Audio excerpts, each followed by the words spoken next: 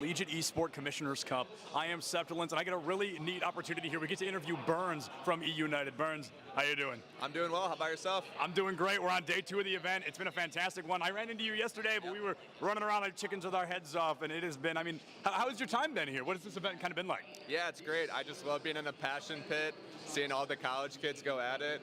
Reminds me of like an old school MLG event almost, but being like in the epicenter of the passion pit, seeing Rocket League, Valorant, Overwatch, and Smash, it's amazing to see all of these schools compete against each other and get a shot to play on this main stage. Yeah, no doubt about it. And tell us a little bit about kind of what is E United, right? Because we know that you're here, we know you're here to represent them, but for the people that don't know, what is E United?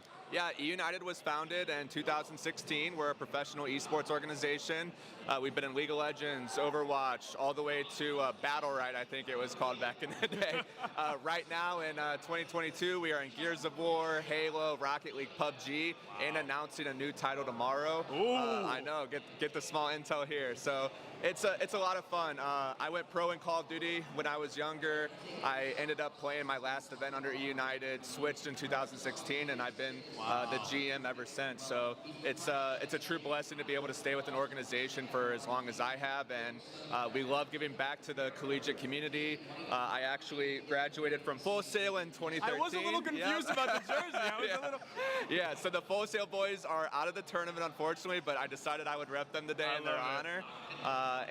Yeah, it's just great. I love working with younger individuals who are trying to find their path in esports, and these college kids are really showing what they're all about. Yeah, so to be kind of an ex-pro player, where a collegiate scene at the time didn't exist, especially not to the scale right now, what is it like to see such high levels of success, such high levels of support for something that you weren't able to kind of get as much support in at the time, something that was looked down on a lot more? Yeah, I'm extremely jealous, that's all I can say.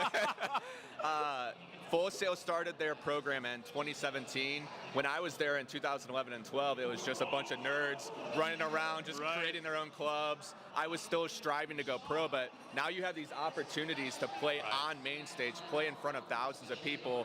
We just had locals back in the day. You would show up and play for like $200, $100. It was like lunch money.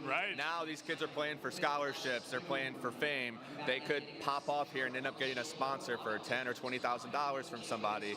So the opportunities are just endless at the moment, and I think it's just great that you basically can prove yourself and make anything happen right now. It's instead of kind of what you had gone through, being in college and also trying to go pro, these kids can try to go pro while being in college. It's hand in hand instead of those two kind of battling kind of matchups. So if somebody's trying to go pro, right, they're like, Burns, I want to be you one day. I want to be the GM of E United one day. What is that first step to really take it from a hobby to a passion, to a job?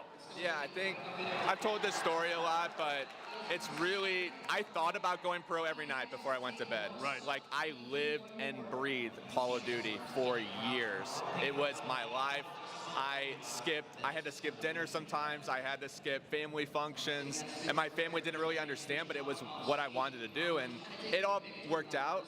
But at the end of the day, you always need to kind of be organized. You have to have the ability to not put all of your eggs in one basket. So even though it worked out for me, there are so many opportunities in esports. There's being a caster or interviewing people. There's working in production. There's helping people get waters. Like, literally, there are so many opportunities. So, oh, this crowd's awesome. They're going crazy, dude.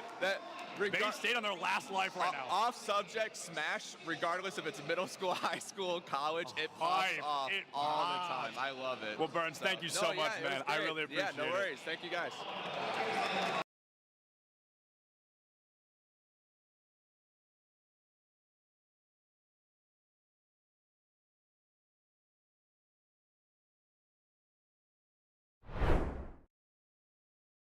Well, my name is Darian Wheeler. I'm a junior at Cornell College, and I play for the Overwatch and Smash Ultimate team there. I also play football, and I enjoy playing Ultimate Frisbee as well.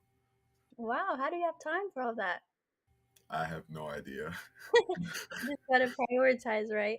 Yeah. So how long have you been playing Overwatch and Smash, you said? Overwatch, I started playing the summer before I came to Cornell, which was in 2019. And since then, I've gone from bronze to master's ranking just by being on the team. And Smash, I started when the game first came out, but I haven't played the game competitively until around the end of last year. And what made you want to start competing? At the time, our esports coach, we just started getting into like big tournaments and stuff. And so we went to a tournament where one of the PGR, one of the top 50 players in the world, was appearing, and we played him, and it was not pretty. It was we got stomped into the dirt, and so that I didn't like that. So I said, you know what, I'm gonna get better. I'm gonna play better, and I'm gonna figure out how to beat someone like that, because that was not fun. And what have you done to get better at the game? Like, what kind of strategies do you use? We have weekly practices. We have Monday, Thursday, and Friday. We practice. I play by myself, of course. I go to tournaments, and from these tournaments against good players, I take the film that I get, and I VOD review it, learn what I could have done better, um, and figure out things like positioning, usage of abilities, that type of thing. So, what do you think about your team? How does it feel to be a part of an esports team? And do you guys all get along? Are you guys friends?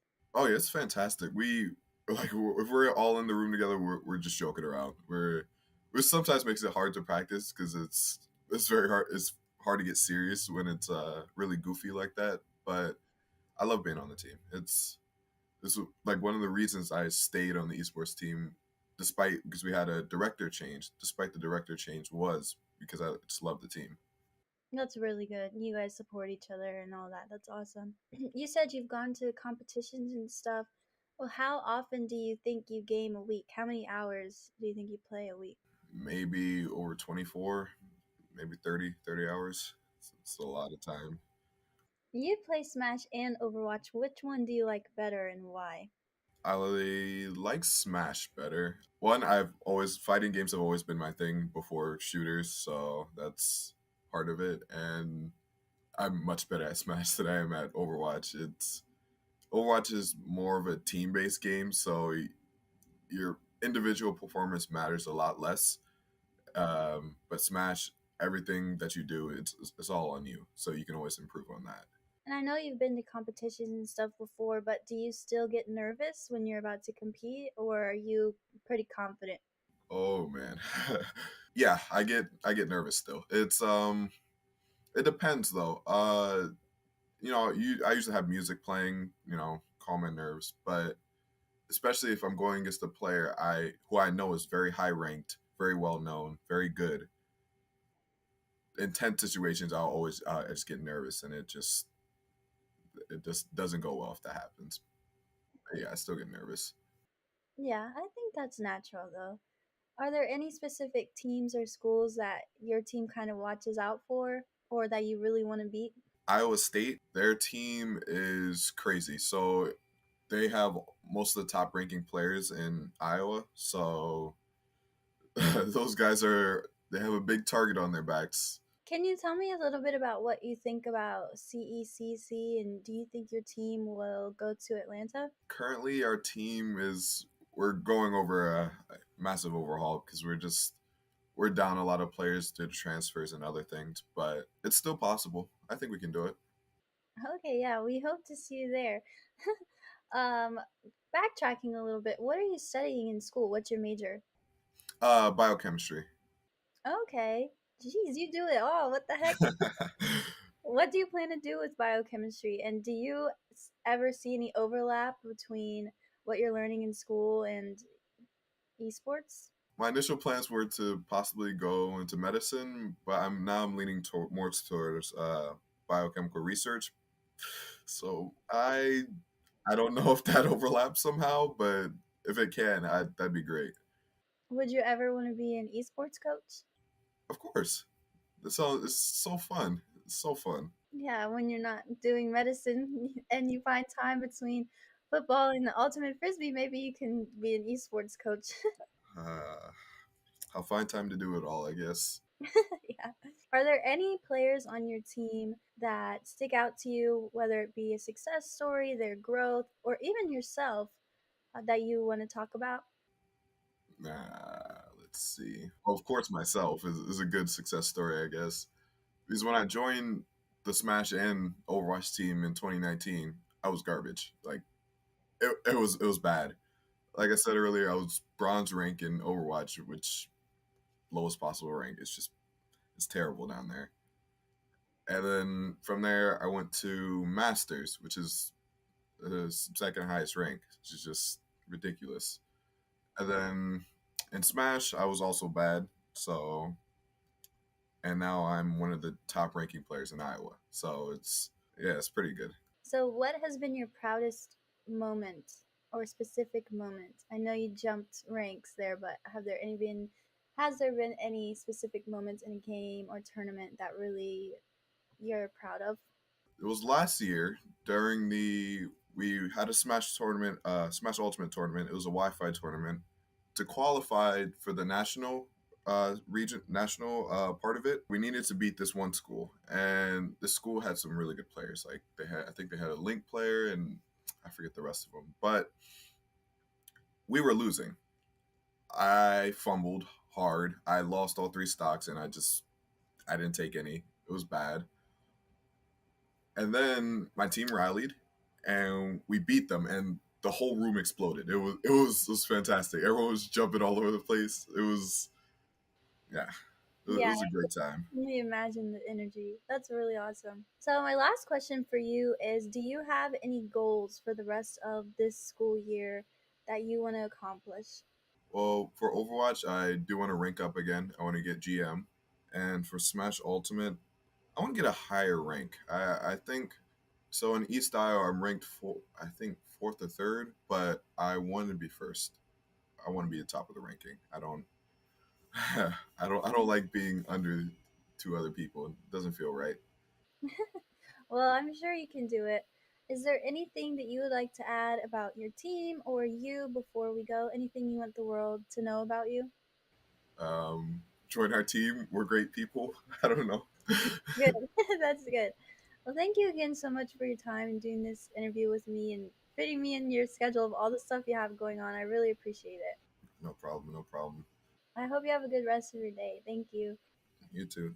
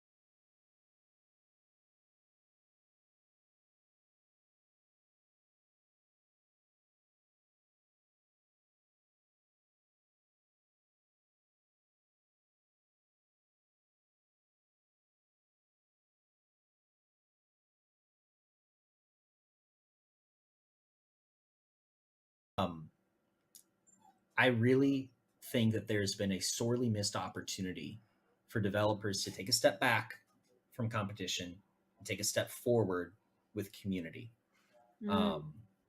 And if they do that, I think we all win, because community, I would argue, is the one thing that no one's trying to solve.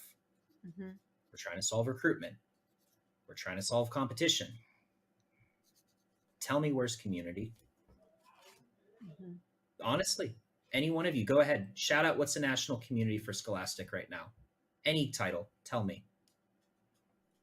Yeah. Where do I go? How do I meet and hang out? Of the storm. How does community zero?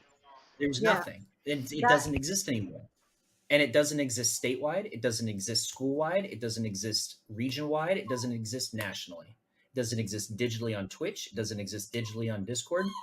It doesn't exist through any form of skill-based development. It doesn't exist on any form of, skill-based learning or just pure socialization and fandom. Huge missed opportunity. You want to take their time and make it more efficient, in my opinion. Tell Riot Scholastic politely to stop what they're doing with competitive, and their integration with LCS should be, Twitch, symposiums and summits and conversations and learning and all sorts of wonderful things, and promoting camps and educational learning activities and RSSA sponsored curriculum. That will move the needle. I don't see any of that. So Chris, that was pretty much the last topic. You kind of wrapped it in a nice package called community. And I was kind of thinking more from an organizer and a broadcaster point of view around growing fandom. And how do we get fandom around collegiate esports to look more like traditional sports across the board? And, that helps us go out and sell sponsorships in the place, of which trickles down to all our member schools that we represent. But when we go to brands and we can't check that box of, 1 billion impressions and 1 million views, we still are challenged with selling those sponsorships. So my last and final is, do we have any secrets around how to grow fandom or grow community let's just start with on campus? I got the big one real quick. Okay. Best way to grow community: food nights. It has nothing to do with playing the game. I'll give you a real life example. We used to do dollar burger night at the University of Cincinnati. We'd just go out to Bar Louie. We used to have dollar burgers every Wednesday. We'd post in at this time, those Facebook groups, tell people where to show up. 6 people, 12 people showed up the first week. By the third month, we had 40 plus people coming. And it was the biggest revenue night of the week for Bar Louie every week, purely because of us. But we had friendships, we had relationships, we had roommates, we had all sorts of great, wonderful things come from that. And that translated to our LANs, our club meetings, and everything from that. It was nothing beats food nights. Just like pro sports, we need to focus on tribalism. And the way that you create tribalism is you have to prioritize in-person experience, in my opinion.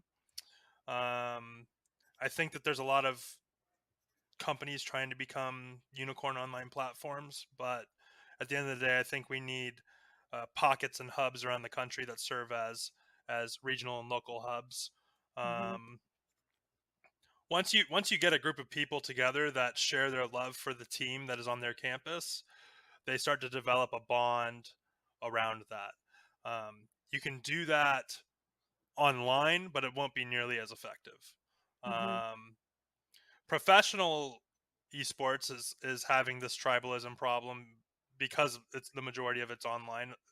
It's resulted in fans following players more so than the teams. I mean, that's a pretty broad topic, though. Like, we're starting to see those trends in traditional sports as well start to occur. People will follow LeBron and specific players on different teams to wherever they are. But I think for collegiate specifically, schools need to create meaningful live experiences. And if we're talking explicitly about fandom, you have to make the students on your campus care about the team first. That's the biggest thing. Either you create a level of pride through community engagement, or through the team itself. At a lot of schools, the groundwork is there for this.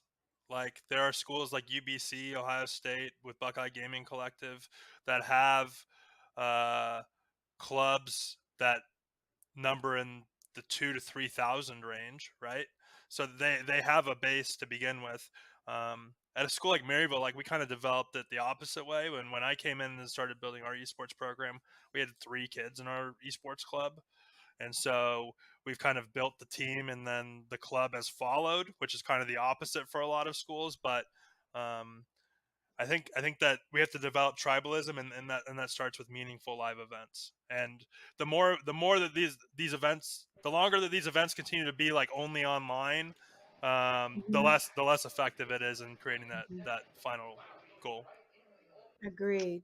Doc, you wrap it up for us, please. I would just say this: clubs ebb and flow based on their leadership. But if all students, all clubs, all groups are given regular and meaningful invitations to come in, use the space, create what you want out of this, then it will continue to thrive despite the change in leadership. I can just imagine that Cincy student group with Chris, heavy in the leadership there, just being amazing. But there's not always someone with his skill set at the helm. So you just need to be open and look for opportunities to serve, even though it can be more difficult, especially in the scheduling of the space. I know a lot of people that don't like anybody else but the players they're recruited to use their space. As much as we can, if we want to build community, we have to open the space to people that we wouldn't normally see in there and let them do the types of things that they want to do. One more thing, so like on a national level, though, if we want to raise the general viewership of all of collegiate esports and not just different pockets, that's a hard one, because people watch esports to see people do stuff that they're better than them at, right? So naturally, at the collegiate level, we're going to be at a lower level than pro. So it's hard to get people to watch for that reason. But what we can sell are narratives and storylines, matchup histories. And as we start to build a longer history of collegiate esports, I actually truly believe that some of the CLOL storylines are more rich than what exists in Academy and 100% and the LCS, but no one's really covering it. No one's really drilling down into it. No one's creating narrative content. So I think that that's the key to getting people to care about it. Like, if there's a storyline, people attach themselves to it. Yeah. I'll add one more thing before we end. The largest organizations on any university campus. This is a very blanket statement. Could be wrong for you. It's right for many. Campus ministry and Greek life are always the largest groups on campus. Why? It's because of the concept of family. Let me explain. With a club or a program, many people identify, oh, I am a gamer, but I am also A, B, C. And usually it's I am A, B, C, and I'm also a gamer. Not everyone is a gamer first and foremost. And you're only going to capture that population if you're promoting purely competitive and purely esports. And so I said food nights and social activities. I'm really stealing from campus ministry and Greek life, because what you want to do to build community at your school is to make it so that the thing that you're doing is the number one thing in the students' lives. Now, that's a very selfish thing to say, but it's a true statement. For you to grow the largest community, your community needs to feel that the thing that they're a part of is the most important part of their social campus experience. That's why Greek life is so successful. That's why campus ministry is so successful. And when you treat esports as a program of just competition, practice, and development, that's an outlet. That's not a way of life. Not for at scale. Not when 55% of the campus body at a Division I school identifies as a gamer in some way, shape, or form. You're not going to touch that 55%. You're going to touch 5%, maybe.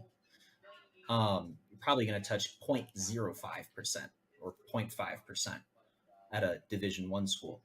And so what you really need to do is build that community authentically by, as Doc said about Dan, what are the people prioritizing, and do that. And how do they enjoy their life? What would they find meaningful? Do that. And then do everything else, because the financials and everything else, the planning and all that matters too. And that's why we have a talent problem in Scholastic Esports. But I will wrap up and say, for the national level, Dan's completely right on narrative. But I'm not worried about that, because the only thing we need to build community nationwide is just time. Mm-hmm. We are 2 generations away from critical mass. And all it takes is that the current generation of students to grow up, get in the professional workforce, and have kids and raise them on the things that they were fans of. It's how baseball grew. It's how basketball grew. It's how rugby and all those other sports grow and sustain. Cornhole grew. But in all seriousness, all we need is time. All we need to do is ensure that our products get better, our opportunities become more authentic, accessibility remains open, and monetization remains enough to us to continue to what we're doing and grow.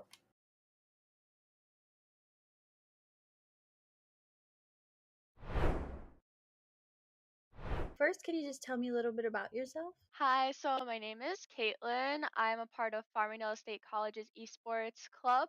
I am captain of the Valorant Green team. I am a second semester sophomore at Farmingdale State College, and I'm 19 years old. Okay. Do you like Farmingdale so far? Yeah, it's really great. The program I'm in is very specialized, and it's not offered that often in the East Coast, so it's pretty nice. I enjoy it. And what's your major? My major is aerospace professional pilot degree. Oh, wow. That's really cool.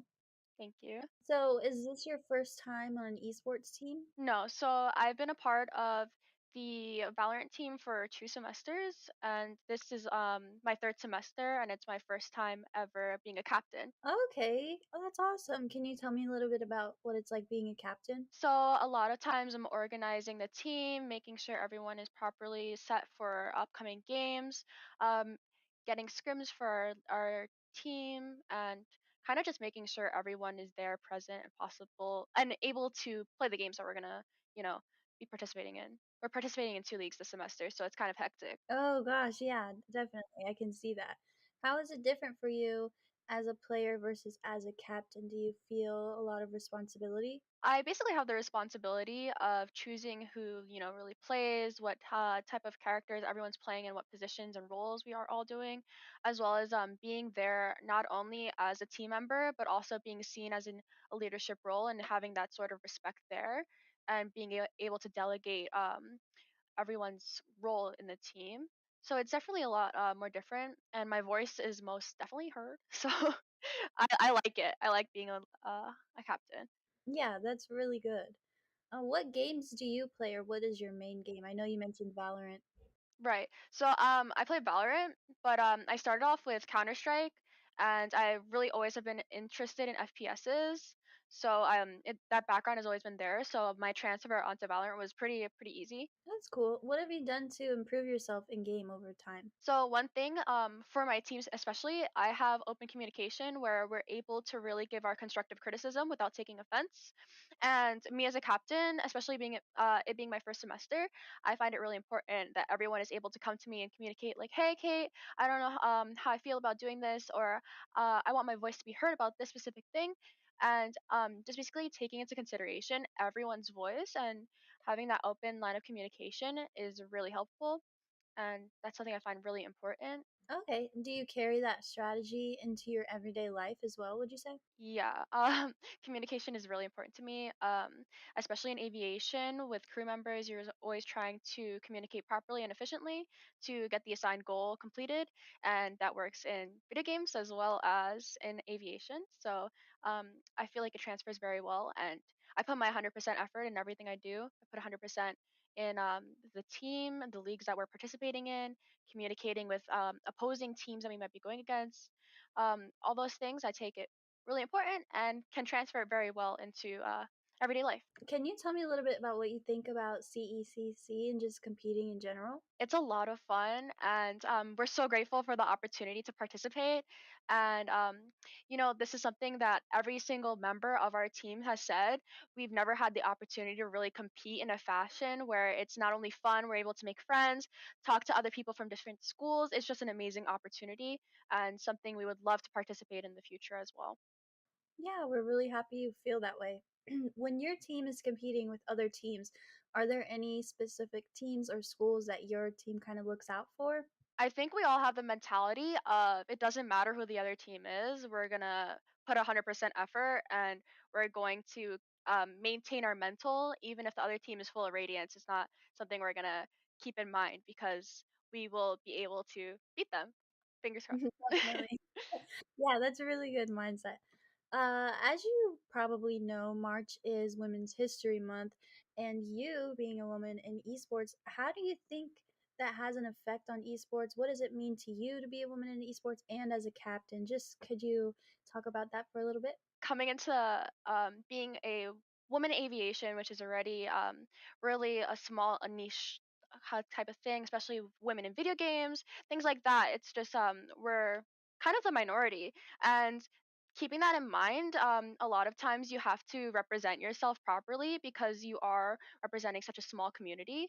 So I feel proud and honored to be a part of the women's in aviation as well as being a woman in esports, and it's a lot of fun, and just understanding that us girls are here too, and we're as good as everyone else, and that we have the opportunity to be a leader in esports, and that we're equal to everyone.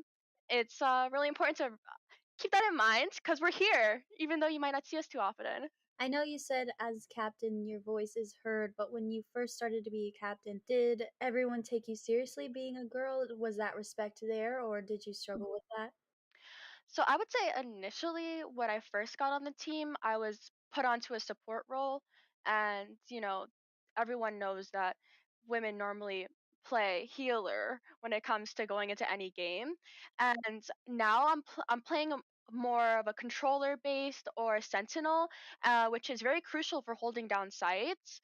So by playing that now and then having those semesters in my backpack of experience, everyone has treated me with respect, and uh, I would hope it stays that way. And either way, I demand respect because I reciprocate that respect to everyone else. So it's definitely difficult, especially for girls starting out.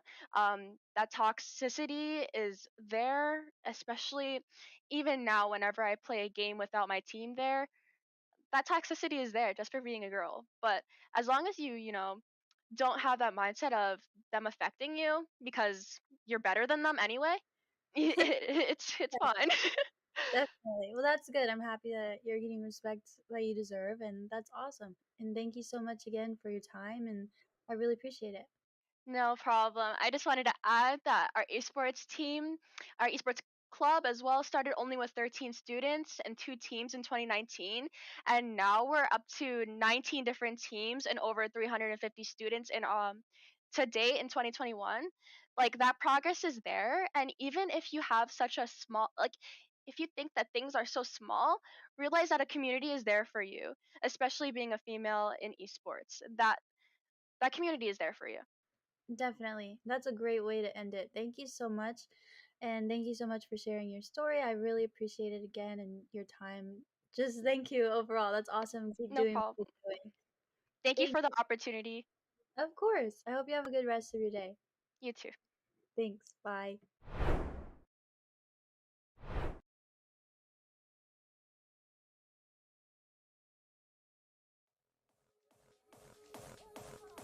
Hey guys, KTAD here, and just like that, another season of ECAC Esports regular season play has come to a close. Over the last 8 weeks, we saw a crazy amount of hype competition from some of the best collegiate esports has to offer, and as usual, you guys have me one last time to break it all down and to show you guys what we thought were some of the top plays this week. And honestly, guys, I don't have much more to say.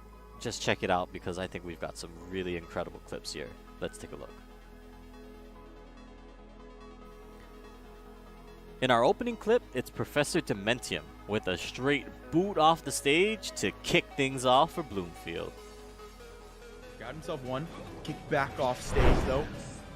But the air dodge is going to be that Bowser. Again. Welcome, everybody, to the Esports U channel. My name is Bass on the Pass, joined alongside by none other than Ben K. And Ben, we are here for the Esports U Campus Cup featuring Fortnite East Heat number 3. Changing this one up a little bit here, though. We're going to have a bit of a different format than usual. Rather than the standard Battle Royale, we're doing POI fights, which, honestly, I couldn't really be more happy with this one. POI fights are something we don't see every day. When they do happen, they can get kind of spicy. I mean, off spawn fights, it's that big ticket item, right? That's what everyone's looking for. You have to be versatile. You have to be able to adapt on the fly. So these players, regardless of how much they might have practiced their previous drop spots, if you're not familiar with the main POIs on the island currently, you're going to have problems. Not to mention with the current season, with everything constantly changing, you're really going to have to adapt on the fly. You got to be very adaptable to pretty much everything that we're going to be seeing here, especially considering these fights could last a minute, these fights could last 10. It all kind of depends on how the teams are going to play up against each other. It is standard build Fortnite, though. No zero build here, so these players are going to have a little bit of time to create themselves some structures and create some safety, if you will. The reality is, though, is that you're going for eliminations above all else. Eliminations are going to be what basically determine this entire thing here. Each elimination is worth a single point, and when we only have a couple of teams dropping on said POIs, every single one of those eliminations becomes all the more valuable. You had a theory that we might start to see a team pull away after a game or two here, but we're going to hope that this one stays close. If a team does want to try and sort of dominate here, what advice would you give them to kind of securing their spot in a POI the minute they touch down? I mean, easily the number one tip I'd give any player in this lobby is the moment you get into that lobby, figure out and analyze your drop spots so you know where you're going to be landing the moment that bus launches. Because if you look at a classic POI like Tilted Towers, you can very easily already have dialed in your drop spot to make sure you have the best glide possible, because if you can secure one of those larger buildings or even the blimp that has the vault within it, you're going to have so much more loot than any of the other players within the lobby, which is that big advantage you need to really push yourself through to pick up those 2 initial elims. Well, let's see. Can any of these teams find those early elims and find themselves the win as we drop into what I would say is probably the most classic of all POIs in Fortnite? Tilted Tower is going to be the home for our first battle here as we get underway with the Campus Cup East round number 3. Man, I'm excited to see how this one goes. Again, Tilted, one of those places where I really do have to emphasize. This feels like it could be over in a minute, or we could see teams just kind of camp in buildings waiting for their opportunity. I mean, absolutely, right? When you have that standard BR match, all these players need to make sure they not only have the weaponry to take these engagements, they have to have the materials to back it up, because when you are such close quarters, it doesn't matter how good your aim is. If your piece control is on target, you'll be good to go, as we do see an initial knock come through onto Lethal Illusion. So this player, Lethal SMG, is now playing as a solo. Oh boy, that's going to be hard for SMG here. They've got a decent loadout as it stands right now, but unfortunately they're going to have to try and reunite with their teammate before they end up being fully eliminated here. And again, that's one of the biggest issues when you do drop into a POI is unless you're keeping close proximity with your teammate, anybody else around you can try and pick off one of the two, and then you're fighting a 1v2 battle the rest of the time. Unfortunately for their teammate here in Lethal Illusion, they just ended up dropping on a duo of Big Riv and their teammate. So now SMG going to have to do it by themselves entirely. I will say, of any time that I would bet on a 1v2, it's probably going to be in a POI battle like this. If you can try and just wait until the other two duos fight off against each other, maybe you can get a pick in here and there and grab a couple of points before you exit out of this game. Absolutely. I mean, that's the name of the game, right? Look for the third party if you go down as a solo. I mean, not to mention Tiki, one of those players that we've seen time and time again within the collegiate space, knows exactly how to handle these high-pressure situations. So when they're paired with a player like Big Riv here, not to mention this loadout, we're in a really good spot to pick up some big points, and they already have that initial eliminations. But again, the name of the game is a solo. You have to play as a third party. It seems like Lethal SMG is now starting to get singled out as you see that other duo start to put some pressure on, but Lethal is quick to disengage and move and try and reposition themselves. But this duo is hot on pursuit. Oh, yeah, they're looking to immediately get into the building and try and take over. I think they know exactly where SMG is, and unfortunately for them, just trying to hide as it stands right now. Hezi playing this one slowly. I think they got a glimpse of SMG, so yeah, a couple of shots going to be fired off. The issue for SMG, though, they're falling right into the hands of the other opponents in this lobby. Shot from every angle. Who's going to get the elim, though? Could it be Hezi and Stig's team, or is Big Riv and their duo and Tiki going to turn from out of nowhere and finds that elimination? No, indeed. It's Stig's team going to get the elimination on the board. Again, those are valuable because that is a point going to Stig and Hezi.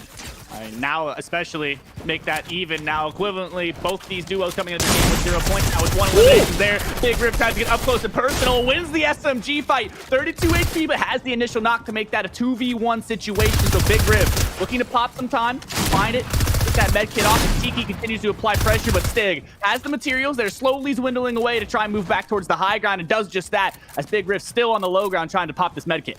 Yeah, this is smart. You do not want to try and overextend here in a 2v1. If you go down after you've already got the numbers advantage, all you're doing is leaving your duo in a horrible position. That's a good position, though. Tiki going to get the finish off there. That's another point going in favor. That's now 2 out of the potential 3 that they could be picking up. This is a big duo, or big battle here between Stig and Big Rib. Whoa. Big Rib barely any health, and that's going to even this one out. Stig needs to confirm, though, just to try and get some extra points, and they will not. Tiki and Big Rib claim Tilted Towers.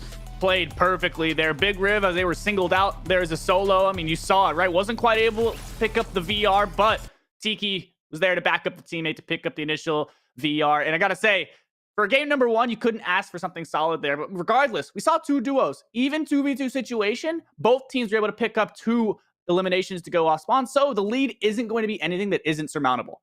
At this point, there's a little bit of time, especially considering even the first team that ended up going into that one, it's better for them to have the elimination split on both sides rather than the one team just clean up the entire lobby. If that player that had gone down against the against the team that had dropped in that one tower and tilted, I believe it was the Big Riv and Tiki duo there, if they had gotten that elimination, then finished off the duo, and then gotten the other duo, that's a 4-point lead to everybody else in the lobby having literally none. Instead, it ends up getting split a couple of different ways. 3 to one side, 1 to the other, keeping this battle close. So especially for the duo and the lethal duo that went down off spawn there, they got a chance now in our second game. And that second game, by the way, we're heading over to Cloudy Condos. We're switching up the POIs here. And for those that are curious, the 5 POIs we're going to be playing on the day: Tilted Towers, Cloudy Condos, Greasy Grove, Shiny Sound, and finally finishing off with the Chrome Crossroads. We got 5 total games here at 5 completely different POIs. And Ben, honestly, that's going to make this one rather exciting. If this is your normal drop spot, you're going to be pretty happy. If you're not familiar with a drop spot, go study a drop map. It's probably going to help you out a little bit. Yeah, boot up Fortnite.gg. Go take a look. Find out where the chest spawns are. Figure it out.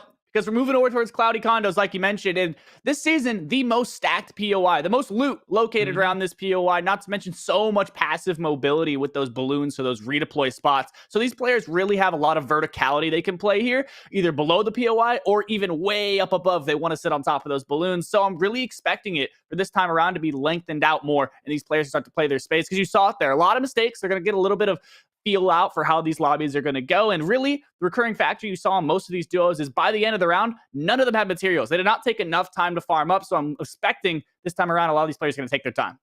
It's not just the materials for me, it's also the health resources as well. We didn't really see a lot of shields being distributed there. It feels like both of the teams need to try and work on their health resources, because that is one of these things where you have 2 ways to approach this. Either it's the run and gun, immediately dive into a box mentality and try and get that elimination as quickly as you can, or alternatively, it is try to elongate the fight. Stretch it out until eventually you see your opponent make a mistake and capitalize once that mistake does happen. Over-eagerness is something we've seen many times, especially in the collegiate space, of where duos don't necessarily think too cleverly and they charge into a box, unfortunately find themselves against 2 players who have SMGs and shotguns, close range weapons to be able to take you down within a second. So you have to try and take these battles rather strategically. I do think that one was a little bit accelerated. Seeing that initial player go down kind of then turns the entire lobby in from the sort of slow-paced strategic gameplay into, all right, we got to get this one going right here and now, otherwise the other team's going to run away with the points early on. So you want to try and take this, like I said, strategically. Play this one as carefully as you can. I do also think we're probably going to see some more long-range weapons being used here in this second game. I really do feel like it's something that you could see in a battle like this when you know that you aren't necessarily going to be third-partied as quickly. Being able to take sniper shots from a distance is absolutely a viable strategy, and definitely in this current meta where the sniper is so powerful. 100%. I mean, really, I think part of the reason we saw these players try and aggress early on is they understand the format. When you're looking at the difference from standard pro FNCS circuit to the collegiate scene, these players have been playing for years. They know how a tournament is going to go down. They look at a format, they're able to adjust their strategy accordingly and then play into that. And they know that it's only going to be eliminations for points, so they're playing into that whole scenario. They're trying to get that initial team wiped off, because as soon as you can get those 2 points on the board, you know, regardless, the other team might not be able to carry or at least make up that lost ground going into the later matches. And so far, they're doing a great job of it, but still, I do think Cloudy Condos is going to start to shake things up. I agree with you on that one as well. It does feel like Cloudy Condos is going to be a much different game overall here. One of the biggest things that I think that Tilted does provide is the highs and lows in terms of elevation versus Cloudy Condos, where we're going to see, technically a highs and lows of elevation, but there's a lot more densely compact highs, if that makes sense. A lot of the condos are right next to each other versus Tilted, where there is a little bit of a spread between them, and there are the streets that you have to try and navigate. Feels like one of these teams could try and hold on to that high ground and immediately hold on to it for the rest of the round. We're going to have to find out, though. We should be joining into the game and hopping off the battle bus in a moment or two here, but I do think we have to kind of highlight our front runners, if you will, from that first round. Tiki and Big Riv played that one well. I have to give credit to Big Riv on not getting over eager. He was down to, I think it was 4 health total. Could have just fully dived on that fight, but instead opted to play it a little bit slower, waited for Tiki to get involved in the action, and although he does go back down again, he's able to do enough damage on the opponent to where Tiki can finish them off. It's good to play as a duo here. I don't think we can overstate how important it is to make sure you have both of your players up when you get into your fight. Speaking of getting into the fight, let's get into game number 2 here for the Esports U Campus Cup East Heat number 3 and game number 2. That's a whole lot of numbers and a whole lot of words here, Ben. We're going to have to try and figure out a way to maybe summarize that just a little bit. Hey, complicated game needs a complicated title as we move in to Cloudy Condos, one of the most complicated POIs. I mean, like you mentioned, right? It's so much more compact, especially within this new season. You kind of have that mid-ground layer within the POI itself, not to mention it's all elevated by the balloons. Then you can play on top of the roofs of the building, or you can even play on top of the balloons. There's so many different angles you can choose to attack these players from that it really comes down to strategy. And Tiki and Big Riv coming off a hot VR in game number 1 are going to be very confident here, lining up this drop, making sure they secure themselves a nice little spot here within Cloudy Condos, and they're looking really solid. I do think that Stig and Hezi, though, are going to have a decent shot here. My question is where do these players land? The big thing about Cloudy Condos for me right now is that it is a relatively large POI. If you go off to the left where it's still technically the POI, not necessarily the same sort of thing, but the Cloudy Condos, again, it really is one of these things where the elevation changes are what make this such a weird map. So much of it is so high in the sky that if you do fall to that lower level, being able to get back up to said higher elevation is going to be a rather difficult task. But right now, the task is just loot on up. Find yourself something solid, and again, I really do want to see more teams prioritize those health resources. In my opinion, that's what separated our top 2 teams in round number 1. 100%. And there's so much extra utility around Cloudy Condo with the fact that there's coolers, there's these kegs lying around the POI, that there's so much for these players to be able to loot up quickly if they can get their hands on a key or two. There are these hologram chests that are located around the POI as well. So I do think this time around there'll be a lot more healing items kind of scattered through these players' inventories. But obviously, it seems like so far, there's not going to be an initial knock from any team on the board. So it's going to take their time to loot on up exactly like we predicted. It's going to be a little bit slower of a pace here, I think, in this game. The big thing about Tilted Towers, again, is that it's such a familiar POI to so many teams that they're not necessarily going to try and feel it out as much as they're just going to get right on into the action. Speaking of right on into the action, it does kind of look like Stig and Hezi are going to go right up against Tiki and Riv here. They're relatively close against each other. Meanwhile, the lethal duo, they're just kind of looting up, like we said, getting their shield, getting themselves a quick keg to throw on down. And there's the fight that I was talking about, though. Big Riv very quickly drained up their health. They have some resources on them, but after using all of their chug splashes, it actually does not work out. Tiki tries to back him up, but all he does is get in the way of Hezi. Hezi gonna get to confirm, and there's their second point of the day.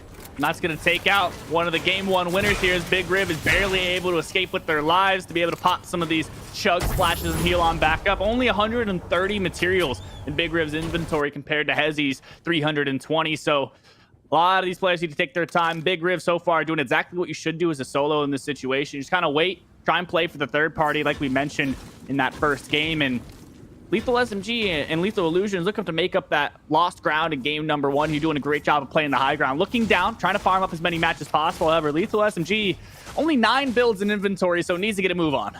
Yeah, they definitely need to make sure that they've got a decent amount of builds here, especially considering, like we mentioned before, Cloudy Condos raised above the rest as it stands with these balloons that just continually float them in the air. You drop down from that initial elevation, you need a way to get back on up, and builds are probably going to be your best way to do that without being shot out of the sky by every other squad around you. It does look like Big Riv might be getting a little bit more aggressive with this one, which is probably a good thing for Stig and Hezi here, as they don't need to get aggressive. They've already found themselves a point in this game. They've cut the deficit down from 3-1 to 3-2 instead. So now what they do, loot on up and get ready for the fight. They know that they can take a 2v1, and if they have to take the 2v2, I'd have to imagine that they're betting on themselves to win that as well. Feels like Stig and Hezi are having a really big redemption round here in this second game, and it's not necessarily that they needed a redemption round. I think that they're just kind of trying to prove they are more than what happened in Tilted Towers.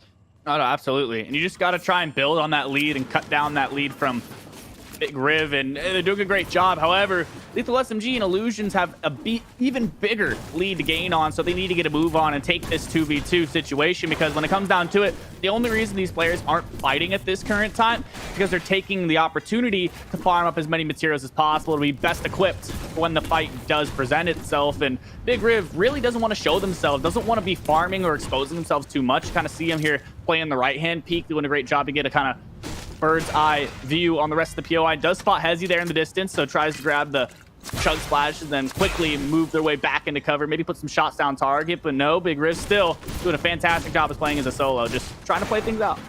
Yeah, it's a good thing that they're also able to find themselves a decent amount of shields at this point. Unfortunately, the health items were looking a bit dire considering how quickly they were drained to their health. Speaking of drained to their health, though, Hezzy and Stig looking to do it again against the lethal duo. Lucian, not gonna build at all. Gonna actually just kind of wait for the duo to start entering into their box. Immediately, they do build something up here, and Hezzy almost got exposed. The good thing, SMG gonna be trying to hold off Hezzy and Stig from the alternate angle. You can see both of these teams, they're playing this a lot more patiently than they did in Tilted Towers. Neither one of them wants to overexpose. They both recognize that they are the only duos standing, so if they can hold on to this, they most likely win the round. SMG and Illusions playing oddly passive, it seems like, considering that it's only elimination points. But when you saw Stig and Hezzy try and put the pressure on there and look for some piece control, they actually ended up winning the kind of shotgun battle when it came to their up-close engagements, as Hezzy continues to force the right-hand peek, doing a great job of playing this peanut butter edit, but SMG fires back. A 50 tag in return to try and level the playing field, as SMG is going to try and use their space effectively. Pop a mini, heal back up, and now Big Riv starting to get involved. Up close, Evo Chrome shotgun will pick up another elimination just like that. And there it is. There's the split that they were trying to avoid oh so desperately here. Big Riv going down to the lethal duo. That's their first points of the night. So now Hezzy and Stig, if they want to try and surpass their opponents who were able to get 3 points in the last round, they need to finish off both of these people just to try and get to that 4-point total. It's not going to be easy here, though. And again, something we didn't see in the first round is I do feel like if either one of these duos sees a single person go down, they're immediately thirsting that elimination. There's no reason to let them stay around, considering the fact that every elim is a point. You want to, at minimum, guarantee yourself one half of the duo you are fighting. Although maybe 2 parts of the duo would be a little bit better here. You can see Hezzy hunting as much as they can. And the big thing that we've been talking about time and time again here is that the lethal duo don't necessarily have an overwhelming amount of builds here. They need to be careful. If they waste all of their resources, they're going to be completely exposed. Absolutely fine their time, though. Illusions and SMG playing the low ground really well, and that rapid fire SMG. Illusions has that ammo to kind of continually put on this pressure to these players just above them, as that level up from Hezzy on that Evo Chrome rifle just absolutely shreds through these builds like butter, but does not have the ammunition to actually back up this pressure. Going to end up running out here. Only 1 clip left, as Hezzy still now has to swap over to that rapid fire SMG, and Illusions and SMG just still hanging out in the low ground, and so far they have a complete advantage over this team above them.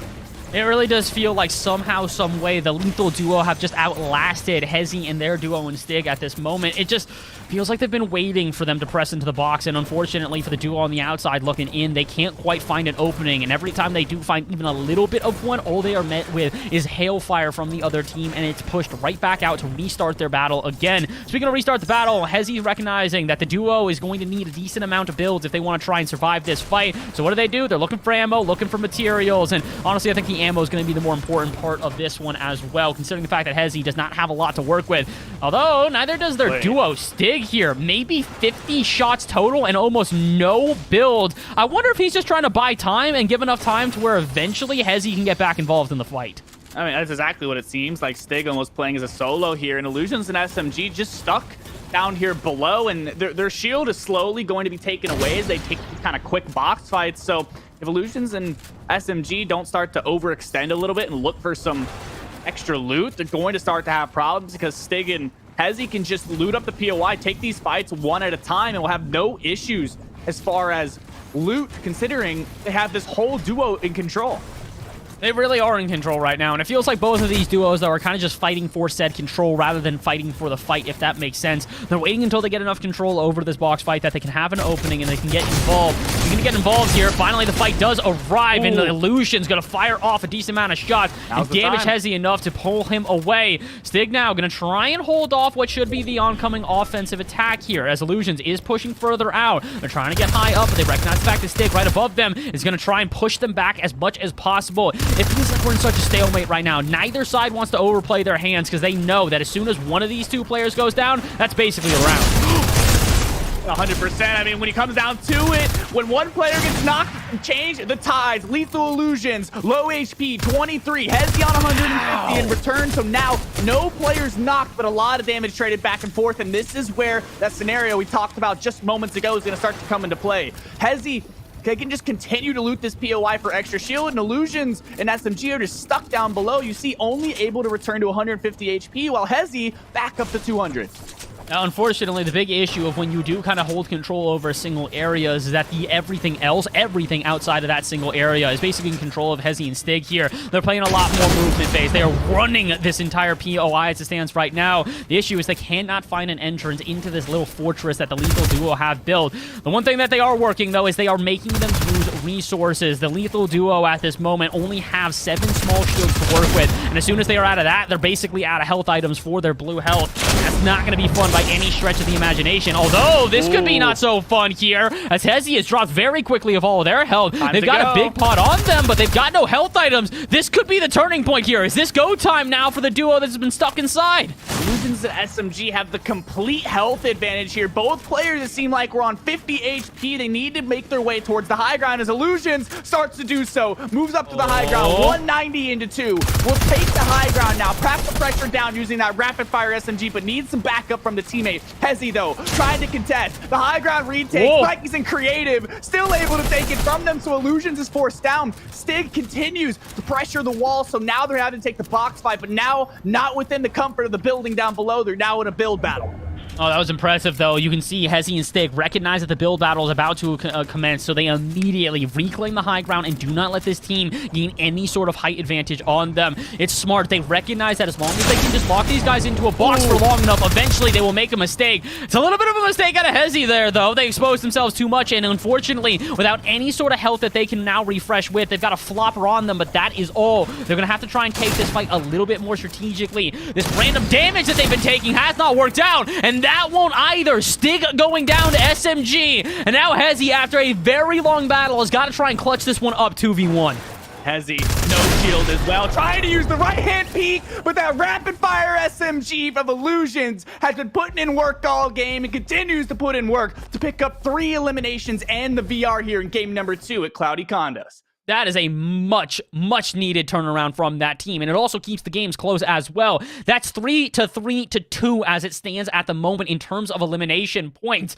And you got to think about this one and look back to the initial drop here. Tiki and their duo and Big Riv could have run away with this thing had they gotten even a single elimination, but instead they go down early and all of a sudden they leave way for that Lethal Duo to get back into this game. And unfortunately for Stig and their duo, they couldn't quite get that one done. It has to feel like that duo had a chance there. When you see that early elimination, when you see the duo break up and you finally nail down a team into a small little box like that, you cannot let them win the health battle. You have resources all around you. You need just one person locking them into that small little box and the other people just kind of going around grabbing as many resources as they can. Instead, they got over eager. Unfortunately, they were running out of health items, and rather than retreating to try and regain their health, they just doubled down and kept pushing on that box. Man, it felt like that over eagerness was the downfall of that duo there, but at the same time, I can't complain because now Lethal have got a shot in this one.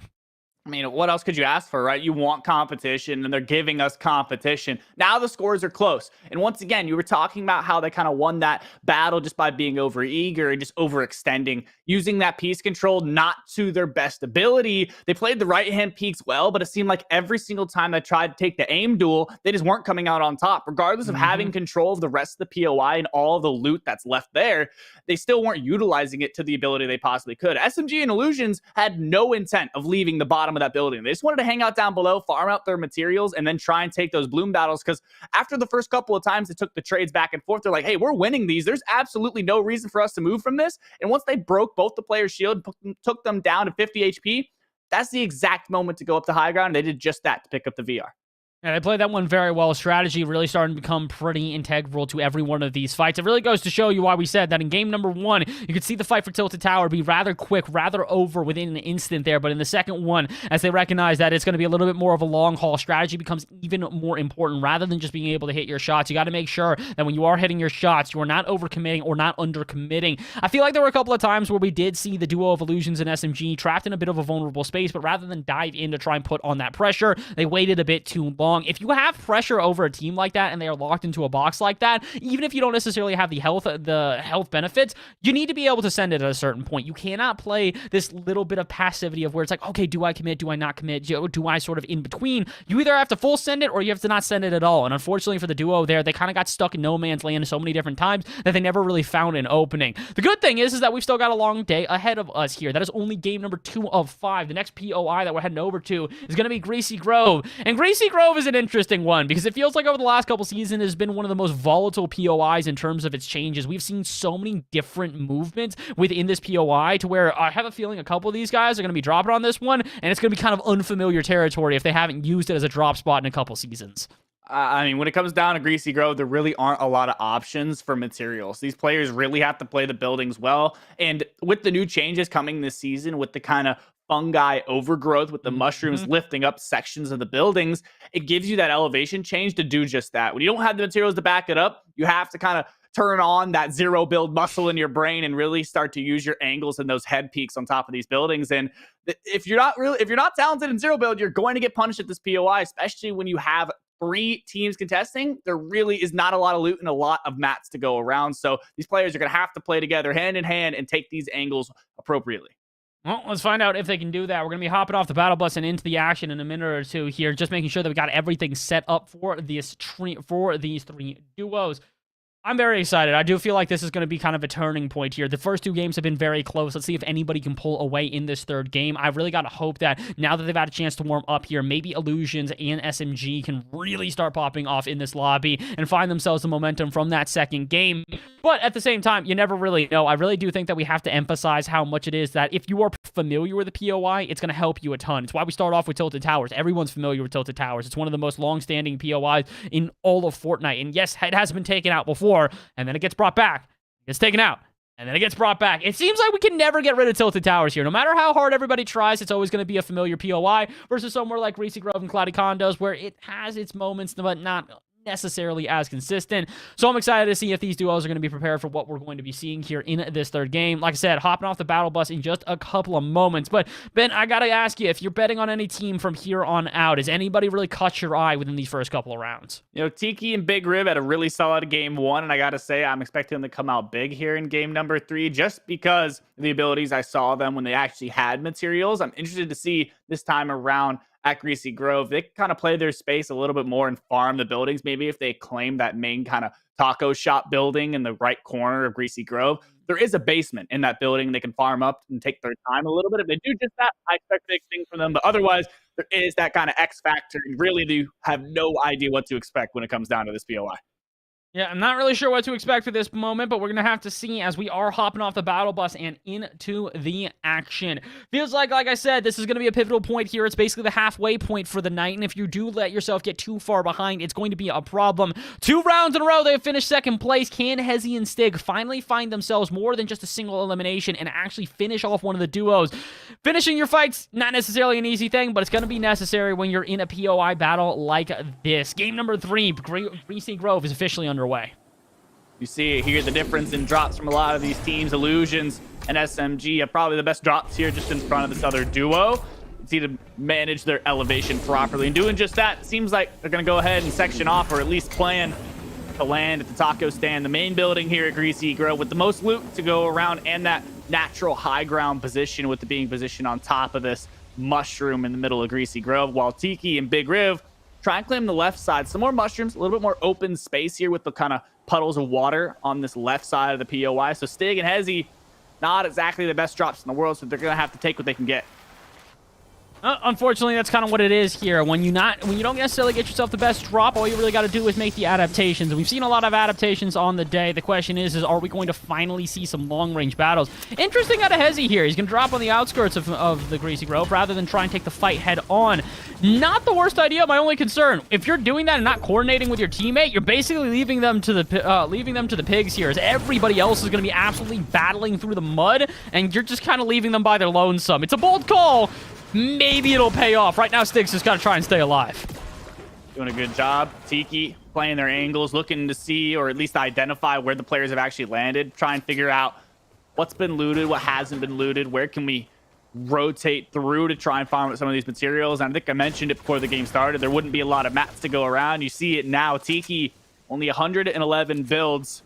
Try and pull them through here. No minis, has a big pot in inventory, so at least that 150 health potential, but still trying to stretch things out a little bit to find those mini shields that everyone wants to try and get their hands on early game. However, though, Illusions and SMG looking very healthy. Yeah, they look very good right now. I think that they finally did kind of find their form after the first game. First game, not going as they were hoping for. I believe it was Illusion in particular who ended up dropping on one of the duos in Tiki and Big Riv, and then from there on out, they kind of had to hope that maybe their duo could clutch up with at least a single elimination, but instead, they find nothing. They do find a comeback in game number 2, and I think that's going to be a big one for them, but at the same time, the night is long. We still got 3 more POIs, this one included in that list that they're going to have to fight through. And again, with the games being so close, 3-3-2 right now, a single elimination separating all of these squads, basically. If anybody is able to get a clean house here, get 4 eliminations, take out both of the duos they are fighting, this will be a huge pull away for them here in this game. This is really going to be that halfway point, the decision maker for a lot of these teams. We've got some interesting POIs coming up that could shake things up, but however, right now, these players have to manage Greasy Grove. See a crack coming in onto Stig in this SMG and Illusions duo as Tiki and Big Riv went down early in game number 2, but once again trying to get aggressive early on, now claiming that high ground position. Not a lot of materials to go around. However, it looks like they're going to identify this duo towards the left side and look for that double spray, or at least to close the distance, as Illusions is singled out in the open. Needs to use materials or at least claim that right-hand peak as Tiki and Big Riv is going to take the high ground and try and pressure it down. Oh boy, it's a problem for Illusions. He's scrambling to try and get back into the house where he knows his teammate is, but unfortunately he's now given a ton of real estate to Tiki and Big Riv here. You can now just kind of wait for their opportunity, wait for an opening to get involved, and you can see Illusions trying to turn that entire building into buildable walls that they can try and edit.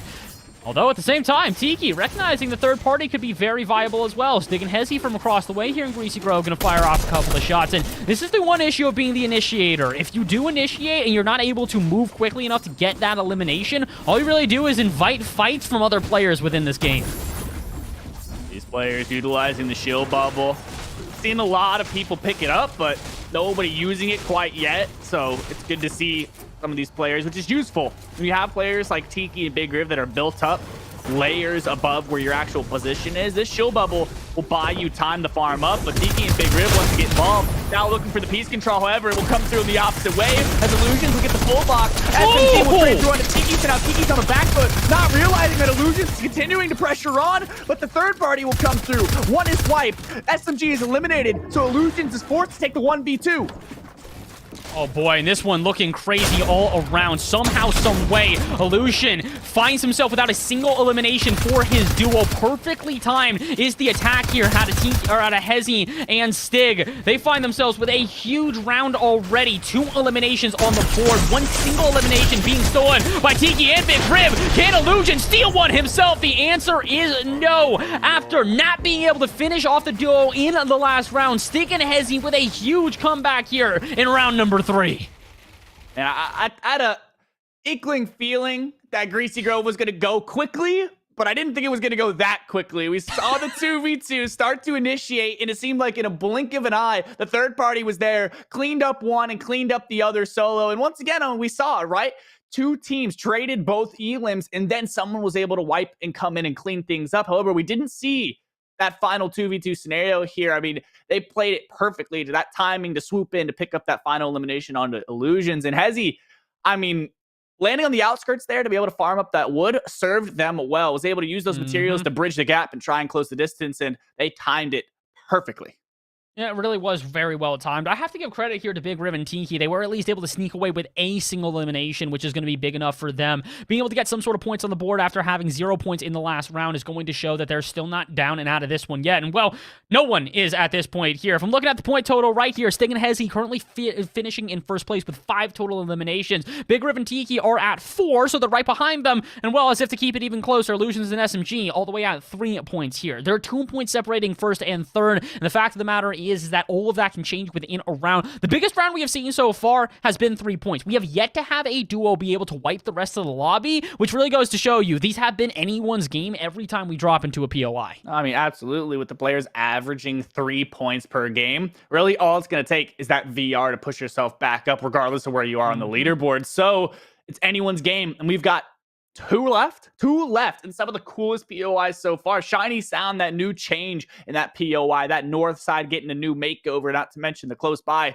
tilted building, one of the best vaults in the game, and a lot of passive mobility. Again, with kind of a similar verticality of Cloudy Condos with a lot of compacted layers, but a little bit more spread out. You have the kind of ice cream shop that still has that compact layer system we saw at Cloudy, but then you have the normal kind of POI buildings that are still set up like a standard kind of drop spot. It has been an interesting change here for Shiny Sound. It feels like so many times we have seen this POI in particular go through a ton of different renovations. I think one of my favorite parts about this is quite literally the contrast here. You've got a south side, which is more or less not untouched, but it's still standard Fortnite, standard what most of these buildings and POIs look like. And you go north, and it's all chromified. Everything is in chrome, and it makes it into such an interesting battle. This is where I'm going to start calling for it. I don't think it's likely, but I just kind of want it. Someone pull out the sniper here, because I feel like you're shooting across the water. You should be able to hit one good headshot and finish off a duo, and then that's enough to make your entire team go for a swim and start sending it to the other side. Again, I know it's not a guarantee. I just like seeing this. It does kind of make me happy that we finally get to see some of that water be involved in these fights. Could it actually be a big sort of pivot point? I do also think that, because if you are one of these duos, you see even the littlest inkling of a reason to try and run across the gap. If you get caught out in the water, you are screwed. There's no two ways about it. If somebody third parties while you're in the water, you are getting gunned down within a second. So you have to be very careful in an instance like that. But at the same time, we've seen that carefulness kind of go in its ebbs and flows. In certain games, we have seen very strategic, very slow-paced play, like we saw in the second game in Cloudy Condos, and then all of a sudden get to the third game in Greasy Grove, and all it took was one single elimination, and then everybody swarms like flies. So, Ben, I'm interested to see how this third game goes. Only time will tell. We're getting that third lobby set up, and then as soon as we are ready to go, we will hop on into the action. Right now, as it stands, like I said, 5, 4, and 3, the point total here. But the other more interesting thing, everybody has gotten a win so far. Game number 1 going to Big Riv and Tiki. Game number 2 going to Illusions and SMG. And game number 3 going to Stig and Hezi, meaning that, as it stands right now, the straight-up thing differentiating the teams is those elimination points. It has nothing to do with who's winning these rounds. I mean, that's what you're looking for, right? That initial elimination. You see a lot of the time the team that's able to pick up that first elim on the lobby does pretty well. And especially now you mentioned the emergence of that sniper rifle and how you kind of want to see it in this round. If it's going to happen anywhere, Sleepy Sound is the way for it to go down. Just because, I mean, here, I say Sleepy Sound, Shiny Sound's the way to go down. Just because, I mean, you talk about how it's kind of split POI, right? You have that north side, you have that south side, which is traditionally, in a lot of these team events, you'll see this POI split by 2 separate teams in a general competitive kind of game. With these off-spawn fights, these players are forced to land, be contested on one of these sides of the POI, and generally the north side's not going to have as much loot. So if a player can get their hands on a sniper rifle on the north side, you could see a headshot snipe by any means, especially considering it's not nearly as compact as these other spots.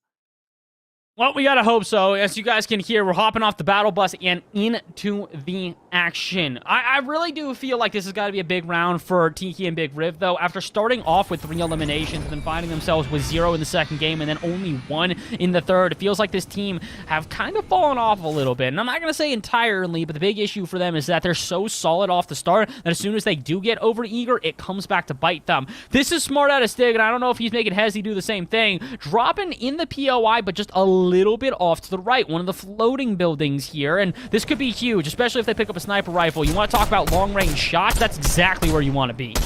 That Tilted Towers building making its way over from Chrome Crossroads now towards Shiny Sound. Seems to be moving with the Chrome in certain instances here, but Big Riv posting up on top of the ice cream shot. Gets some shots on target onto this team on top of Fish Sticks building and Tilted building. So solid tags off spawn. We're not going to have Storm Surge this time around. So Big Riv just needs to focus on getting the materials up to par with the rest of the lobby and extra mini shields or any weaponry that you're going to need to take these fights. Well, they're trying their best right now. It does look like there's going to be a little bit of a prep time here. One interesting thing to note, as you guys can see in the bottom right, no one landing on the north side of Sleepy Sound. Both teams opting to land on the bottom. Only team opting to land out to the side is going to be Stig and Hezi, who, honestly, initially, I called that a smart idea. Now I'm kind of worried for them because they're limited in their blue pool at this point here, Ben. All that they find in this one building is all that they're going to have to fight with. Here's the thing, though, right? If you're looking at the Tilted building, it is one building.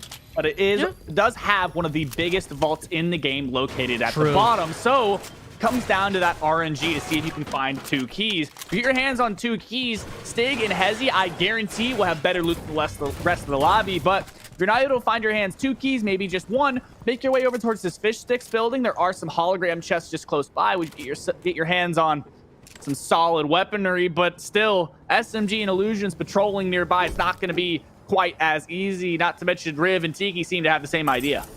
Oh, yeah, it looks like they might have found some keys to be able to use for the hologram chest, and they're going for the snipers. Okay, I get you. They're looking like they want a long-range battle here. Honestly, sometimes that's how you kind of, I guess, not even the playing field, but sort of tilt the playing field, if you will. You find that initial knock, that sometimes can be that sort of signal to get going, to get getting aggressive, and if Big Riv and Tiki can find that initial knock due to a headshot from a sniper rifle, be huge for them. Unfortunately, they haven't been able to find that yet, although no one has really found anything yet here. Still kind of feels like we're in the prep phase. Both teams kind of gearing up to make this fight. It is looking like, though, it's going to be Big Riv and Tiki versus the SMG and Illusion to start this one off. Meanwhile, Stig and Hezi, though, just kind of waiting for their moment. I think they found their moment here. Are they going to go in unchecked? No one sees them dropping in. I mean, everyone's still on the south side, but no one's opting to take this high ground position. So Stig and Hezi said, why not? I'll take it if no one else will. So now they have free reign on the rest of this lobby to pressure down, and that Cobra DMR is going to start to come into effect. Not to mention it's that legendary variant, so it really does pack a punch.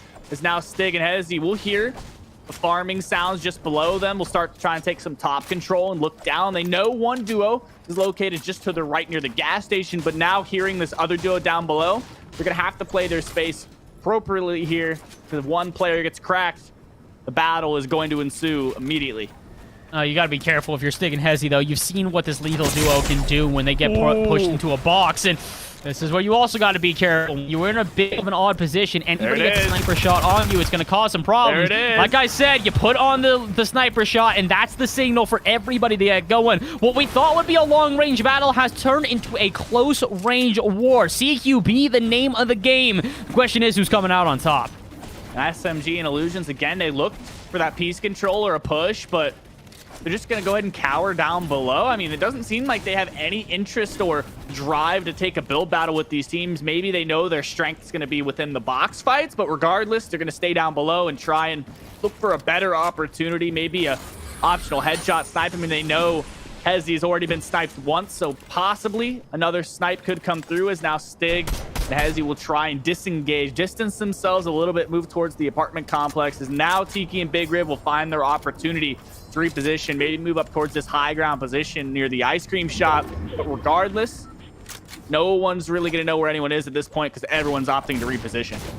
Now, this is smart as Stig and Hezi, though. They're going to technically stay within the POI, but they're going to grab some materials around it here. They don't want to take the fight after getting into an awkward position on the high ground. So, you can exit out for about a half a second and go straight back into the action here. The issue is that Big Riv and Tiki seem to have the same idea. Either they're looking for the same sort of build-up, or they've recognized that this duo has extended their hand a bit too far. I think it's that. They recognize the ambush. Big Riv with the initial big shot, and that's going to send Hezi packing. Stig trying to survive no matter what, but they are struggling to do so. Prime shotgun in hand. First shot's going to land, but can they scare them away? Tiki still trying to climb to the high ground here. Stig trying to survive.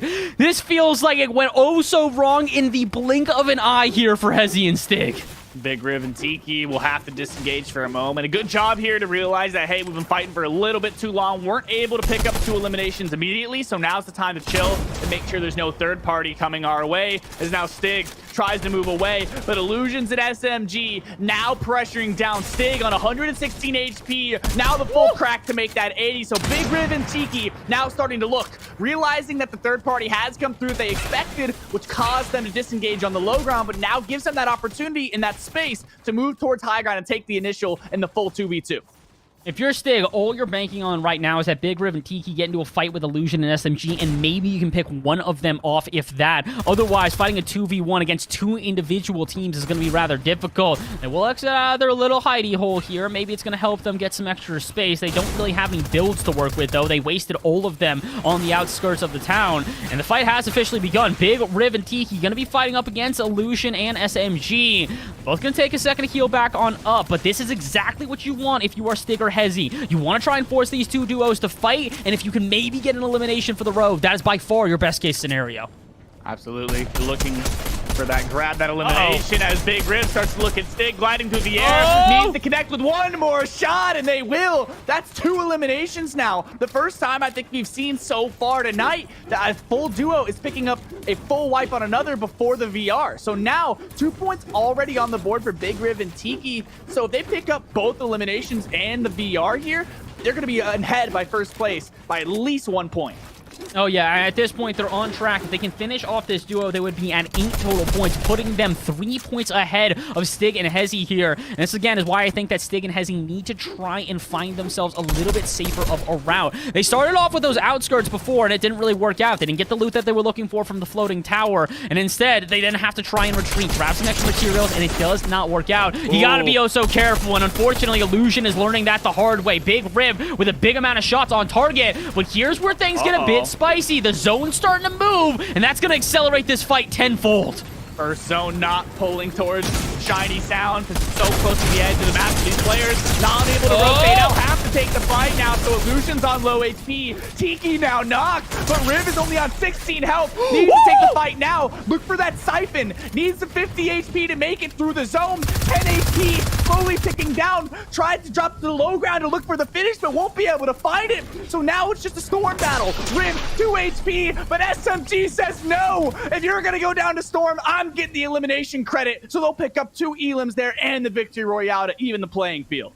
And you weren't even kidding when you say even the playing field. We're about as even as we get. Like I said, Big Riv and Tiki on the verge of being able to pull away from the rest of the competition, but as soon as it looks like that could happen, immediately stifled an Illusion and SMG, bring themselves back into the game yet again. 2 total eliminations for the teams puts them at 5 total for the night, evening them out against Stig and Hezi. And meanwhile, Big Riv and Tiki, they may have 6 eliminations, but it is only 1 point more than the second and third place duos.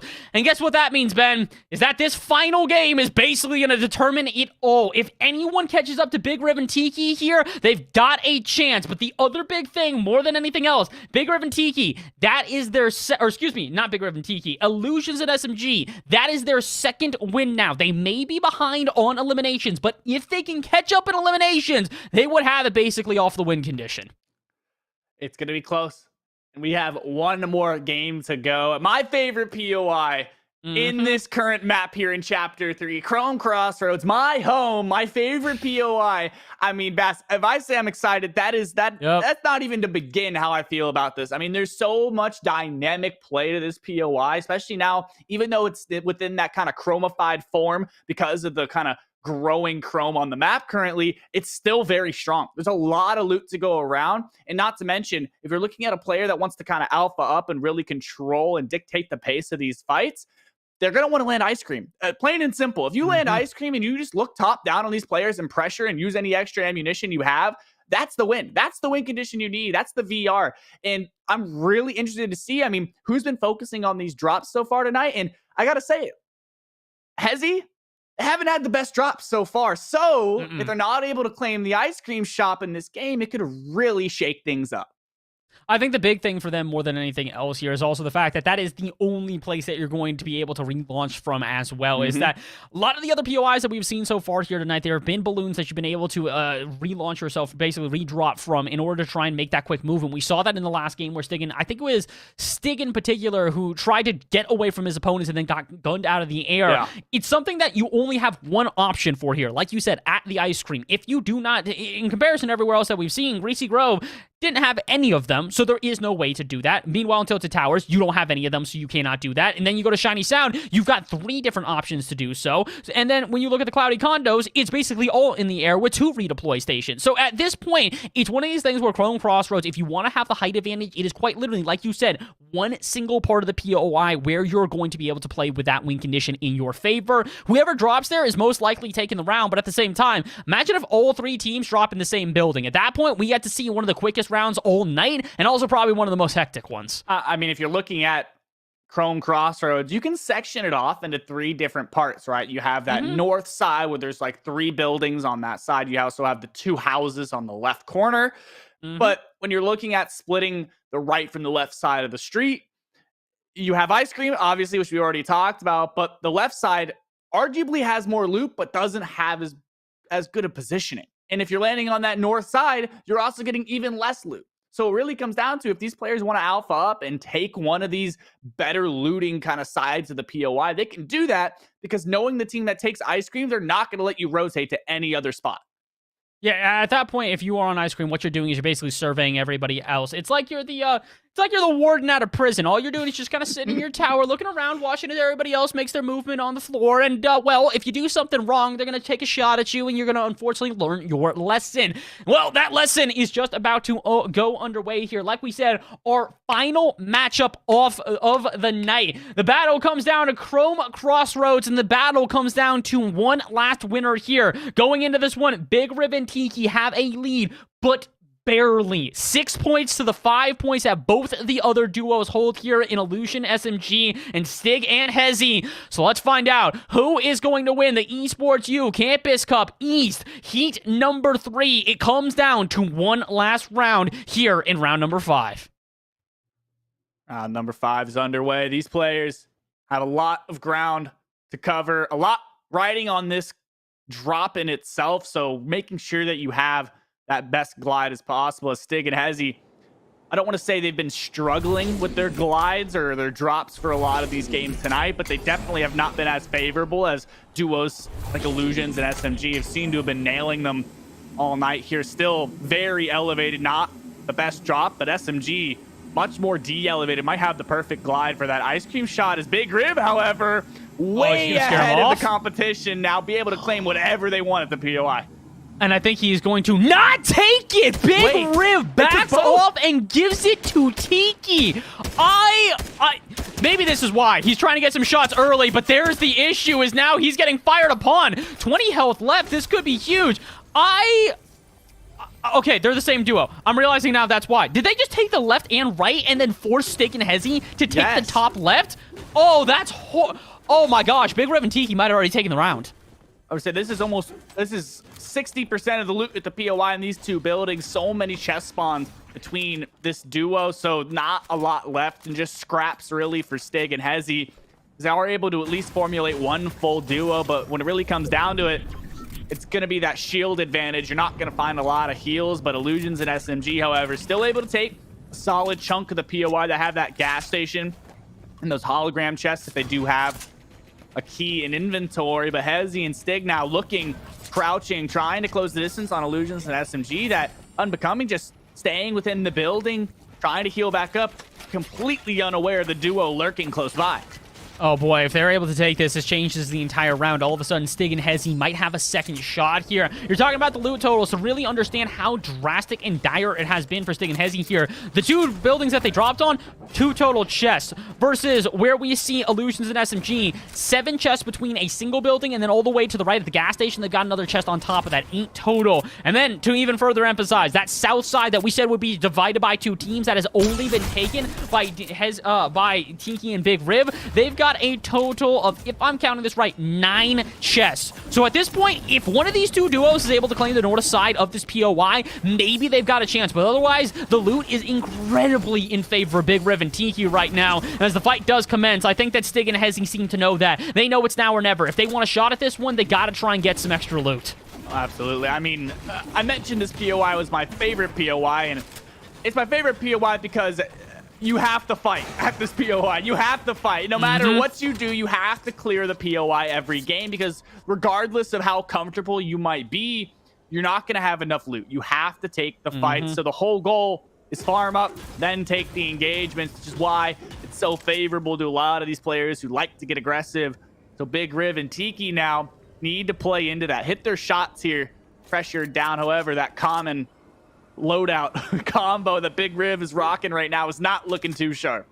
Yeah, it's a little bit of a yikes, if you will. The unfortunate thing for them, though, is also that because they did end up splitting the left and right side of Chrome Crossroads, if they try to make that movement over either from the left to the right or the right to the left, they might get gunned down by the other teams looking around here. The good thing for Illusions, though, they've got a pretty good loadout in themselves and a decent amount of health as well. Probably one of the biggest things that we're going to see is that when these fights are so quick, when they are CQB pretty much the entire way through, you got to be prepared to finish off a duo very quickly, or you got to be able to heal rather quickly as well here. Having some chug splashes on you, having a small potion is going to be huge. The question is whether or not it's going to actually come to their advantage. This is an interesting one out of Hezi and Stig, taking a little bit more of a stealthy approach, trying to just kind of slither their way around here, and potentially they're going for ice cream. This could be big if they're able to somehow find this.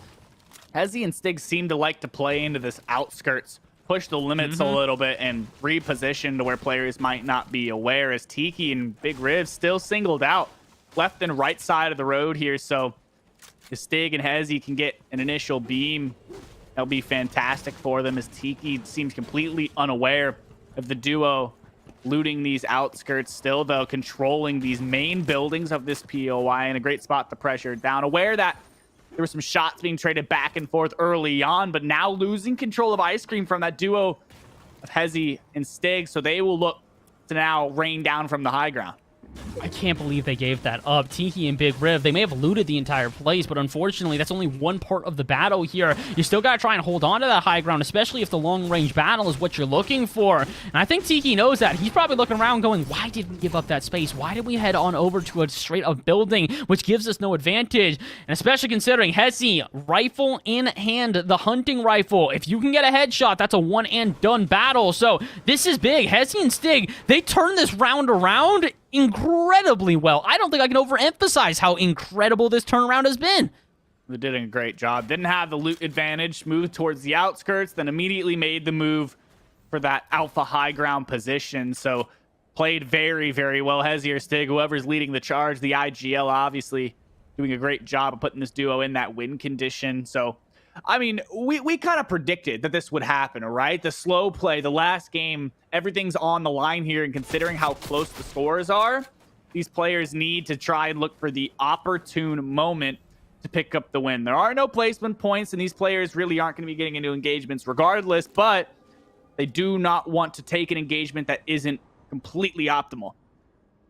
As it stands right now, there's not much of an optimal shot here for Hezi. He's just trying to get a tag here to drain some of Tiki's health and make them use some of those health resources. And this actually could be the signal they were looking for. They get the initial tag, and now it's go time. Stig and Hezi going to start trying to charge on in. Use the rifle to get a couple of different walls. Maybe even damage Tiki a little bit more. Shotgun shot landing, and Tiki's got to scramble. They've got some health items on them, but unfortunately, with the 3 chug splashes being all that they have left, they got to use these rather strategically. Head to the low ground, box on up, and try and play this slowly. And meanwhile, there's the signal as well for the lethal duo. Illusion and their teammate, an SMG, finally going to start the fight. There's the signal. It's like the flare at the beginning of the race, Ben. We are off to the races, and we're ready to go. Doing a great job. I mean, SMG and Illusions looked to take the high ground from them. They heard the shots of the engagement going through, but Hezi was quick to turn ahead and move back towards that high ground position to hold it down. So now both teams looking for the disengage to find the extra big pot, at least in Hezi, now moving towards the even further outskirts position where you have that double key vault and a couple of coolers placed close by. So Stig and Hezi, again, disengaging, but a very slow play across the board. Yeah, they know that they got to get back into Chrome Crossroads if they want to have the fight. They're not necessarily allowed to fight out here. I mean, if somebody charges them, they're allowed to do that. But at the same time, they know that they have to return. At some point, they got to try and get back there. And I wonder if they're now regretting what they did with getting rid of Ice Cream here. They saw the signal. They saw that initial tag, and that could have been what they were looking for. But now all they've really done is drop themselves back to the low ground and drop themselves back to the outskirts where they've got to try and find a way back in to Chrome Crossroads. It's in a risky position, but it's something they've tried time and time again. Certain rounds it has worked out for them, certain rounds it has not paid off at all, and has actually left them in more precarious positions than they started off with. Speaking of precarious positions here, SMG and Illusion, we gotta remind you guys again, no placement points. You need eliminations, and if you guys continue to play this passively, one of the other two duos is gonna pick up those placements before you guys even get a shot. You have to realize the gap that you have to fill, and if you lose one of these crucial eliminations to another squad, your chances are over before they even began. So Hezi and Stig, though, at a great spot, do not need to force anything, but SMG and Illusions need to get a move on now. Pick up another victory royale as Hezi and Stig still being the aggressors in this lobby. In the past, we've seen them opt for a more passive playstyle, but this time around, they are not taking any funny business. They will just take the fight to these enemies, still looking for piece control. Nothing crazy across the board. With this being essentially located POI, the zone will form on them, but now the Storm Eye will form. Zone 2 will present itself, and it will not be within Chrome Crossroads, so the fight will have to ensue within the next 2 minutes. Oh boy, and I think it's going to be right here and now. Hezi heading over. No, he's just stealing the resources. That is cheeky. That is one of those things where you're doing that not necessarily for your advantage. Yes, it's going to get you back up to 200 health, but you're also just doing that to steal resources from your enemies. Don't even give them an option to heal on up. And speaking of heal on up here, Illusion and SMG not going to heal on up fully before they get into the battle here. They're losing just a little bit of health, which is not necessarily their complete downfall. But the fight's going to have to happen. You can see it in the bottom right. The Storm possibly going to be a factor for yet another round here. As the fight officially began, though, looks like Illusion's pushing out. Is SMG going to do the same? As he's trying to look and see if that guy does pop their head here. Instead, he's finding nothing. Tiki and Big Rip, though, maybe trying to head to the rooftop here of the left side of Chrome Crossroads. If they get over to Eager, you know Hezi's going to hit them with a sniper shot almost immediately. Oh, wait, what? Hezi, what are you doing here? Hezi's looking for one, trying to take the fight to them because, as you mentioned, I mean, timer's ticking. They do not have a lot of time. 40 seconds before the zone starts to get a move on, and then an initial 2 minutes on top of that before the zone will fully close. So these players have to start looking for these elims or start to look for some white HP heals, maybe even a possible heal off. It will only be a 1 tick, so if you do have a flopper in hand, these players will have a little bit of time in zone, but as they start to get impatient, as the zone starts to close, that's when those big tags, those mistakes start to present themselves. The one thing that I will say about heal off here, which wouldn't necessarily benefit anybody but Big Riv and Tiki, again, eliminations are what get you points here, not the win. So if Big Riv and Tiki just hold on here until they outlast their opponents, they still win from a 6-5 difference, considering that both Illusion, SMG, Stig, and Hezi all are at 5 points for their duo.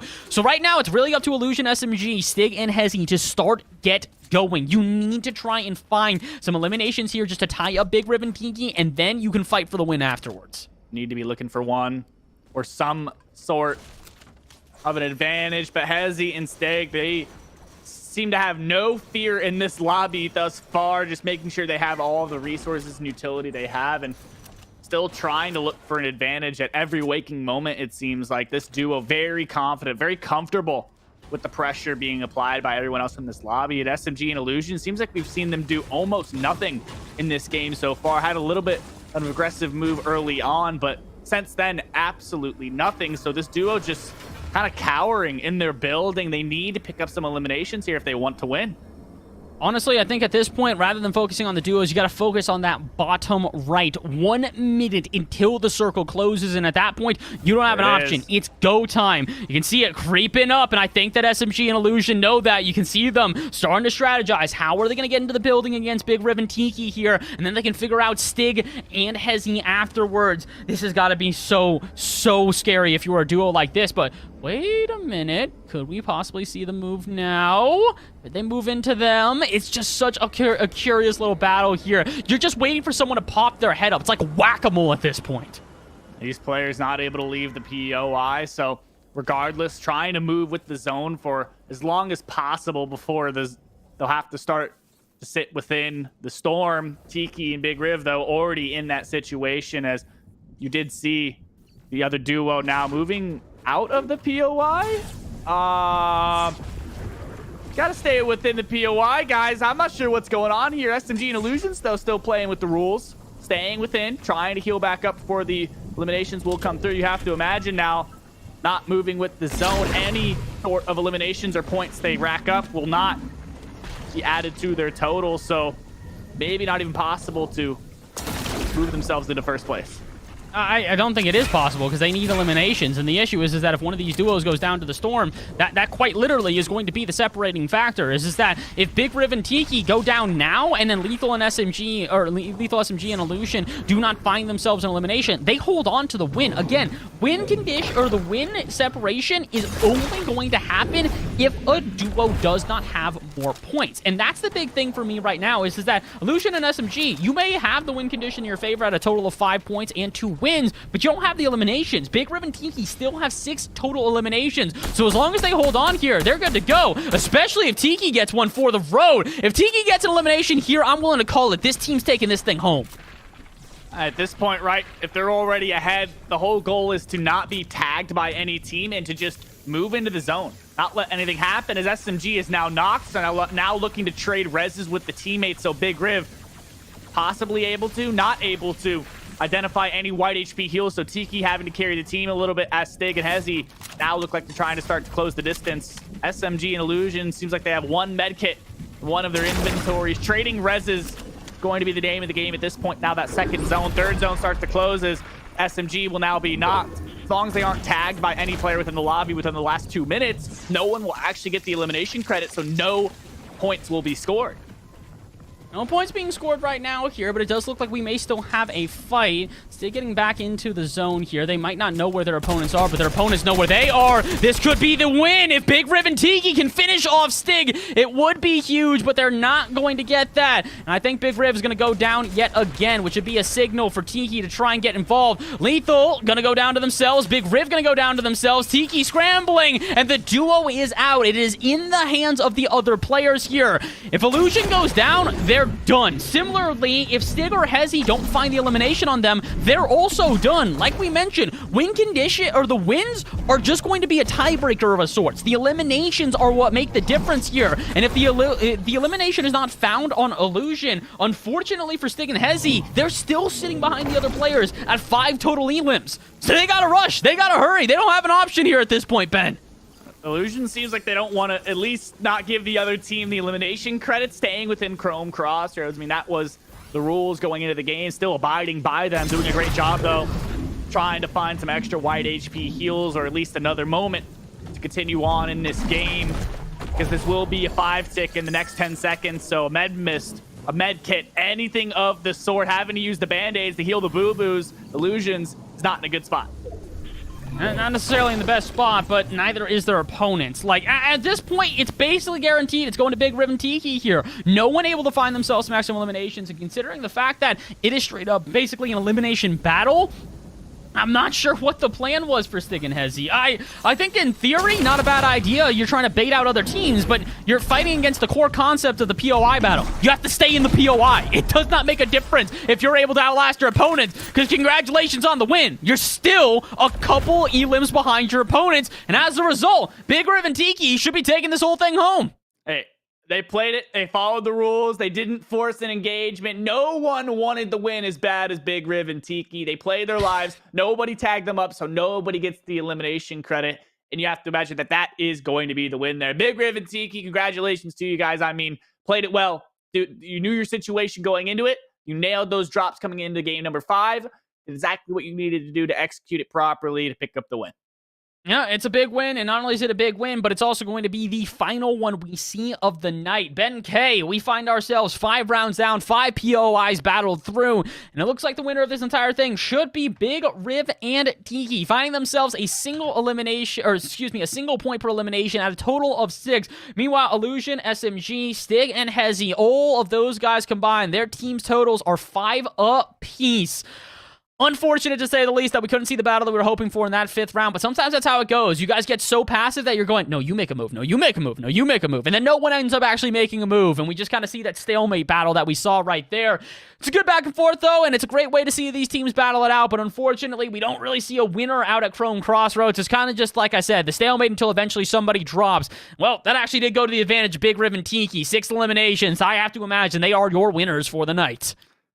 They played very, very well to pick up VR along the way. I mean, they executed things properly. They played into the format to the best of their ability to clean up fights when they needed to. They were always there hand in hand. Maybe had some slip-ups early game in a game or two, but regardless, made up that lost ground to pick up the win. So congratulations to Big Riv and Tiki there. Played very, very well. And both Tiki, another player that I've seen within the collegiate scene over and over again. I do hope to see everyone who competed tonight in the collegiate scene. I mean, it's so awesome to see the collegiate space, especially within Fortnite, expanding as time goes on. So many up-and-comers within the space, and I can't wait to see what comes in the future. Well, speaking of the future here, unfortunately, we got to wrap this show up and send you guys on to the next esport for the night here on Esports U. Next up, we're going to be heading over to Overwatch. It's going to be Army West Point versus USC Sumter. It's going to be Juggle God and Acoustics on the call there. So we're going to leave you in the lovely hands of those two casters, and we will see you two next. See all you next time. This has been the Esports U Campus Cup heat number 3 for the East. Oh, it's a mouthful at that, but it's good because you don't have to hear us say it again for the rest of the night. We'll send it over to Overwatch, and we'll see you guys next time. Have a good one.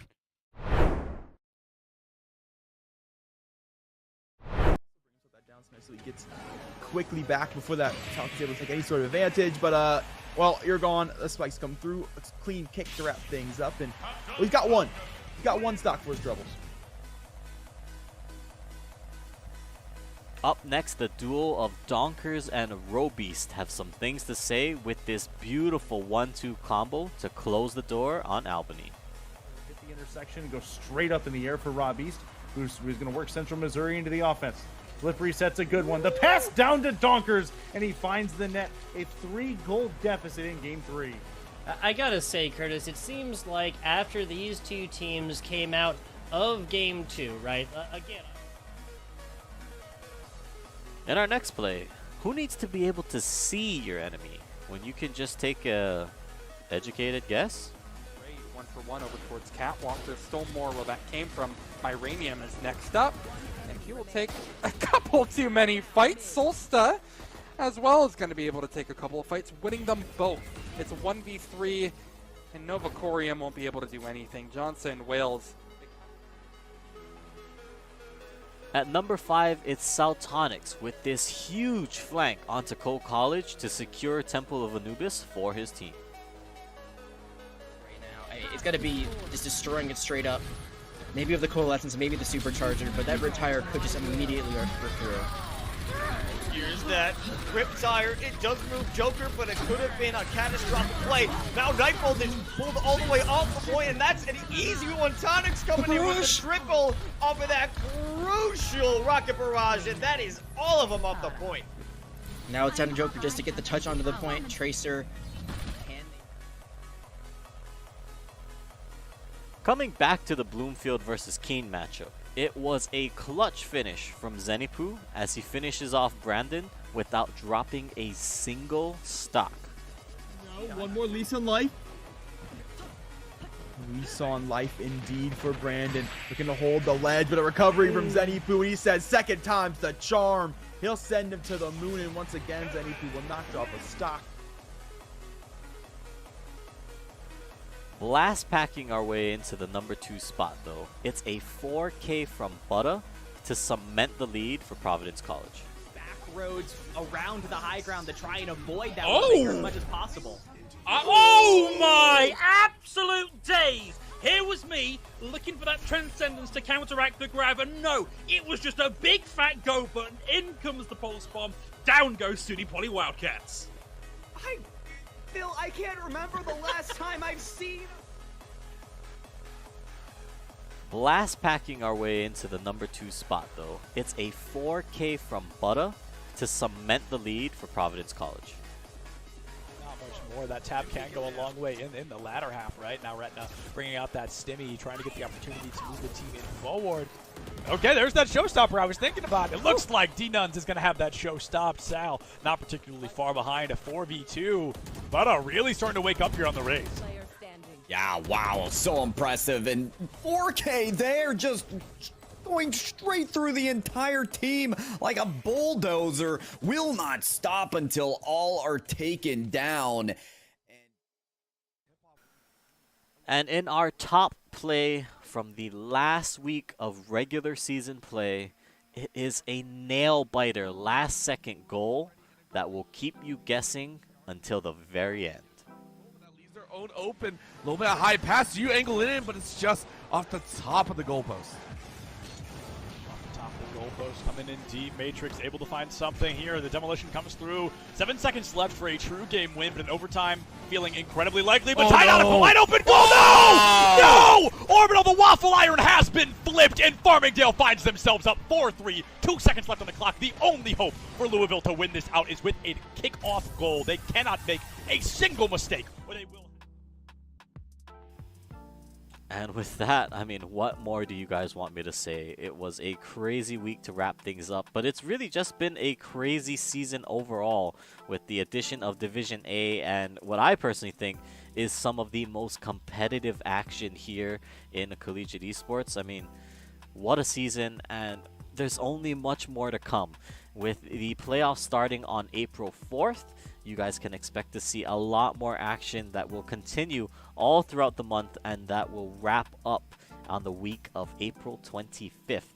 Now, if you guys want to stay up to date on all of that, make sure you follow us on Twitter at ECAC_esports, or follow us on Twitch at twitch.tv/ECAC_esports. Mondays and Tuesdays, matches will be lighting off at 8 p.m. Eastern. On Wednesdays, it is going to be the doubleheader of Rocket League and Overwatch at 7 p.m. Eastern.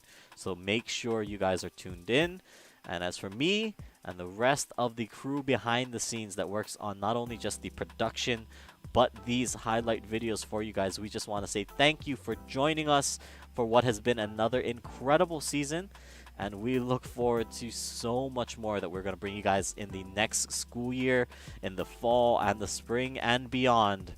We've got a lot of great things coming, so stick around, don't go anywhere. Come back right here to this channel, to this Twitter, to this Twitch, to this YouTube, wherever it is you see this. Stay tuned, because even more is on the way. Thank you guys once again. I've been KTAD. It's been a wonderful season, and we'll see you next time.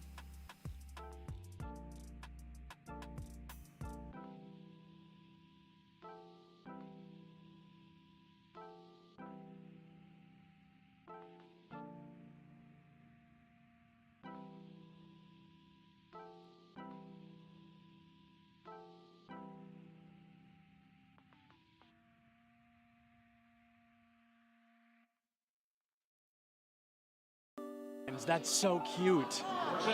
UCF, and it's really cute. I'm gonna move down here. How do we feel? The odds for UCF? What are we thinking? They got it. No, we got this. We got it. Go Knights, charge on. 100%. My friend Nick is behind you. He's gonna record it. Don't look at him. You'll ruin the shot. Don't look at him. Don't look at him. Come on. Let's go! Let's go!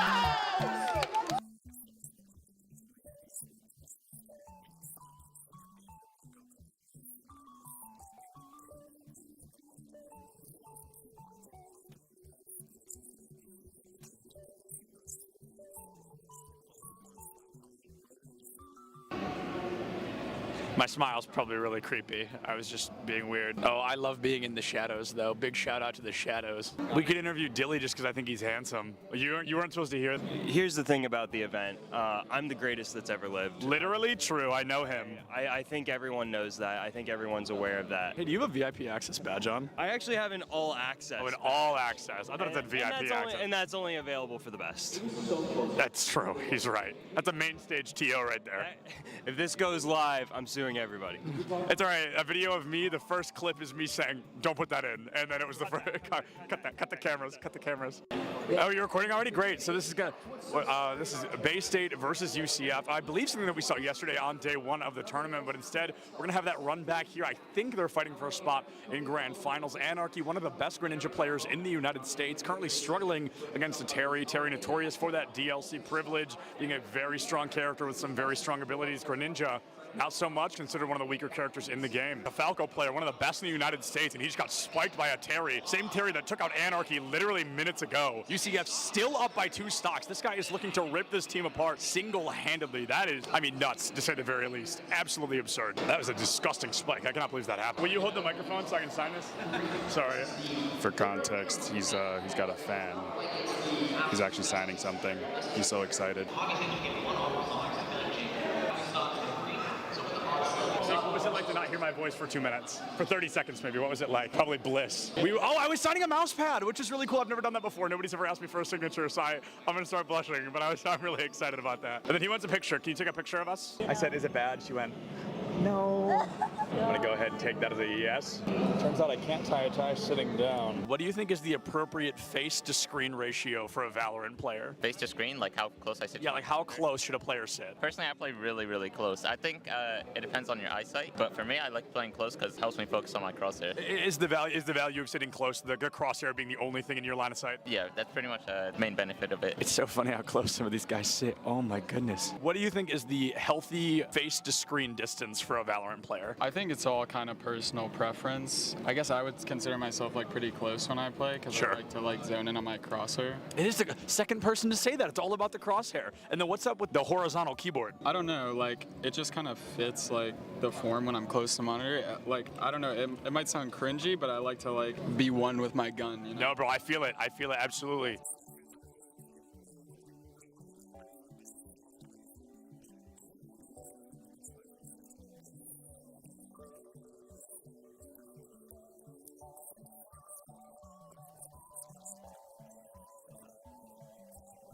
What is going on, everybody? I am here with some UCF fans. How are we feeling about UCF?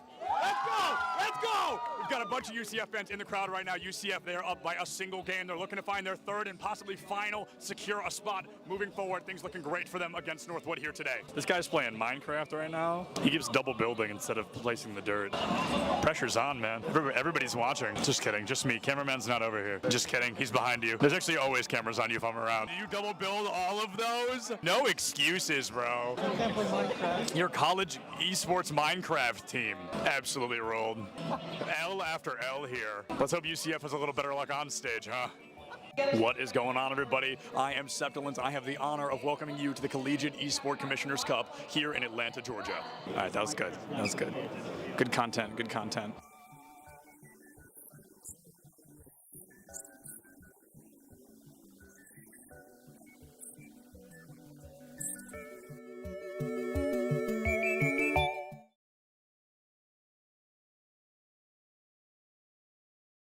My name is Dusty. I'm 24 years old, and this is my first year at Bay State College and first year towards my bachelor's there. But I've been going to college for a few years now, or several years now. Cool. What are you studying? Right now, I am studying human resource management Nice. in business. Yeah. Do you like Bay State so far? Yes. Yeah. It's been pretty good so far. It's only been one quarter, but I like it so far. So Where are you from? I'm from SoCal. I'm doing it remotely from Southern California. So what games do you play? What's your main game? My main game is Smash Brothers, and that's what I compete in. So Super Smash Brothers Ultimate. Okay. What character do you like? Wii Fit Trainer is my main character. So how has it been being part of a collegiate team at Bay State? Have you been on a collegiate team before? I've been on teams before. I don't know if I've been on a collegiate team before. I think this is my first collegiate team, but it is really nice, and the teammates are really supportive, and I've met some cool people, so that's nice. But I definitely do have experience like with teams, so it's nothing like super new, but it's always good to be in a team, you know, have that support. A fresh team. Yeah, that's cool. So how long have you been playing Smash? I've been playing Smash for about like 7-ish years now. Well, I've kind of played it since I was like really young, but like competitively, I've played it like 7 years. I played since the release of Smash 4, which is the previous Smash game, and now I've played into Ultimate, so quite a while. What has been your proudest moment since playing Smash? That's hard to say because I've honestly had a lot of good moments. It's just I feel like every other week or every other month I have a new moment where I'm like, wow, that's the best I've ever played, which feels good and makes it, you know, I keep going for stuff like that. But every time I play a tournament set and it feels really good and I feel like I'm playing the best I've ever played, probably each of those consecutive moments. I just had a tournament a couple weekends ago in Las Vegas where I placed 9th out of nearly 400, I think, and I think that was one of the best I've ever played. And that felt really good, so that was a really big accomplishment for me. So you would definitely say over the past 7 years, you said that you've grown a lot in the game? Yeah, I think I've grown a lot in the game, and I think I've also grown a lot just as a person too. Just like competition in general, there's like there's a lot of learning, and there's a lot of you know a lot of ways to approach it. I've learned how to teach other people as well because I do coaching as well, stuff like that. Um, so I've learned a lot through Smash. Yeah. How long have you been doing the coaching part? Coaching, I've been doing maybe a year and a half-ish, maybe almost 2 years. I'm actually not sure on the number. I think a year-ish, year and a half is probably closer to the right one. But yeah, that's been a lot of fun too. It's really interesting because it gives you a different perspective on the game, and not only are you helping other people, but you kind of help yourself in a way too because you can kind of see things from a different perspective, So. How would you describe yourself? Do you like competing more or playing for fun or? I'm definitely more of a competitor. Ever since I was young, like I remember playing like board games um with like friends or something. I think I was waiting for them to play, and I think some of them were playing like just like house rules or whatever, and I was like really, really young, and it like made me upset. I'm like, you guys aren't playing it the right way or whatever. But like I've always been a competitor, but at the same time, like you have to have fun because if you're only a competitor and you're only competing and it's all seriousness, like it's there's like a limit to that. So like you have to have fun. So definitely both, but I definitely lean towards the competitive sides of things. So I like optimizing things and seeing the best thing you can do. Because it all started out with like uh it all started out with it just being fun because when I was younger, I played different games and I originally just played them for fun and I played them all the time, but I played them so often and I got so good at them to the point where uh, it just started to naturally lean into the competitive side of things. And I was so good to the point where I was like, oh, okay, what can I do to make myself like better and how can I see this as like something I can improve at? So it kind of made like a transition a little bit, but so it's both.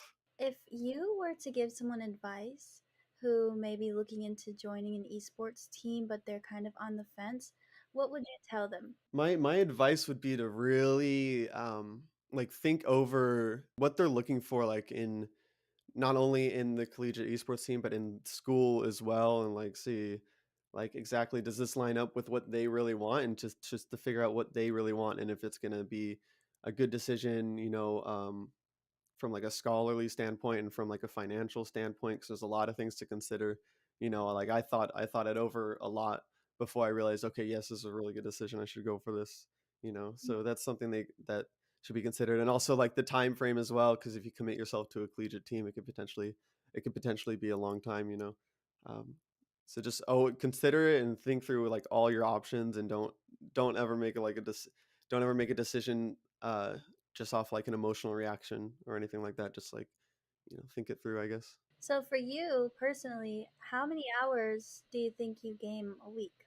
That's a good question. It's actually way less than it used to be, but before I would be putting in probably several hours a day into Smash. About a year ago, I was like really, really grinding it and put a lot of effort into it.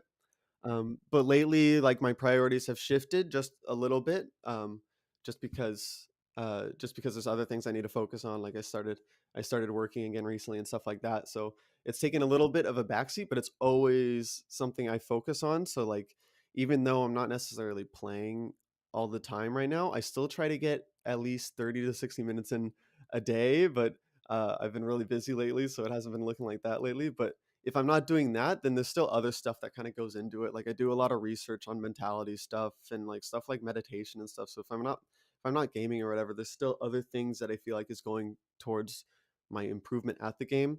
Could you expand a little bit on like meditating and how that helps you? Yeah, so with a game like Smash, it can be like really volatile, and one of the reasons why I pursued Smash is because, well, I've always liked it since a young age, but also it's always been like really challenging. Like Smash 4 came out, I'm like, okay, I'm gonna start competing with Smash 4, and I started playing it. For whatever reason, when I started playing it, like I realized that I was getting like frustrated, like I was like kind of getting a little bit angry, and like I anger is something I don't really feel very often. So it was kind of like a challenge for me. I'm like, okay, this is really challenging. This game is really hard. I want to figure out how to do this. Like I want to challenge myself. And that was a lot of reason why I did that in Smash. Just like some other things, like it can be comparable to kind of like chess and tennis in a way with like mentality aspects. And I used to play tennis in high school, and I was never really like super good at it, but I was like I was really into it whenever I was playing for some reason.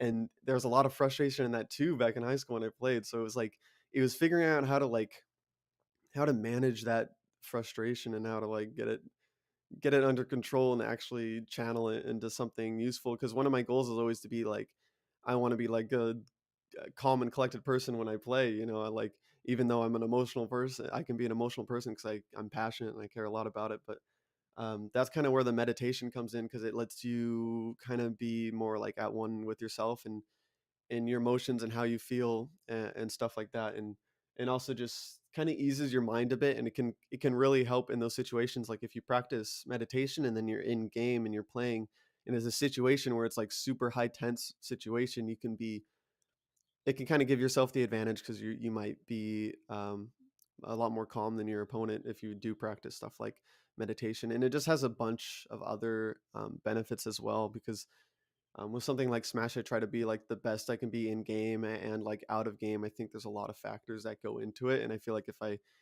improve everything that I can to the best of my ability, then it gives me like the highest chances to win, like in the game. I know you speak about frustration and anger, but what about nerves? Like, do you get nervous? Every now and then I definitely do get a little bit nervous. A lot of the things, like a lot of the my nerves are kind of quelled at this point, because I've been playing for like so long, where it's like if I go to a tournament and I sit down, it's just like it's just me in the game, like it's just me in the match, and that's the goal, and it's just trying to learn and just play what's in front of me, you know. But sometimes it does. There are a little bit of nerves, like for example in Vegas, because I'm not very often playing on like big stages. Sometimes it's smaller tournaments, and at Vegas it was a bigger stage and there's a lot more people watching, so it was a bit more of a unique situation that I wasn't always in, and there was a little bit of nerves there, although it was a bit under control. But um, I think I definitely have the nerves mostly under control. And if there's a new situation like the stage one, I feel like just having more experience with that kind of stuff kind of help quells it. And also it's just because there's also other methods too, like telling yourself like, uh, you know, like self-affirming stuff, you know, like, you know, this is what I do. I'm just gonna go up there and play the game and do my best. And telling yourself that kind of stuff helps with nerves a lot too. So. As a coach, do you tell those things to the people that you're coaching as well when they're nervous? Yeah, I try a lot to practice what I preach, and I do in my coaching. There's a lot of mentality coaching too, because uh, I feel like on a lot of I feel like it's a really interesting part of the game and just a part of life too. And I feel like it's not something people focus on a lot with coaching. I feel like a lot of coaching, they're focusing on technical aspects, in-game aspects. You know, like what can you do in this situation that can be better. But sometimes like mentality comes first, and they're not going to be able to make those steps and make those leaps without like making a change in their mentality first, or at least, you know, trying to make an improvement somewhere there. And there's a lot of different like perspectives for it, but yeah. I really admire your mindset. That's really cool. A lot of the Thank gamers you. that I've talked to are like aggressive. It's Thank you. really cool to hear that. Switching gears a little bit, how do you feel about the CECC? What do you think about it? And do you think your team will go to Atlanta? So far, I think it's been good. It's been fun, and I do think there's a very high chance we would go to Atlanta.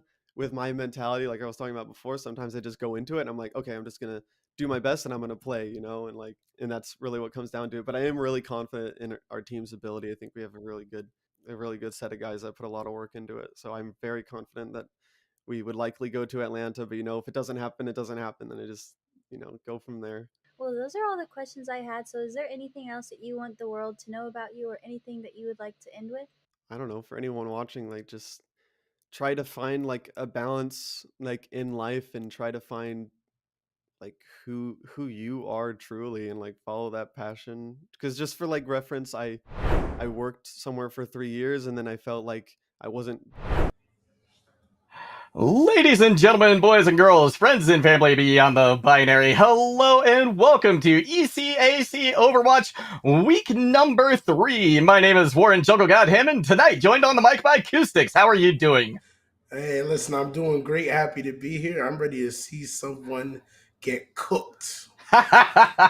Well, I gotta tell you, with Sojourn in the mix right now in Overwatch 2, I think that's absolutely something we will see tonight.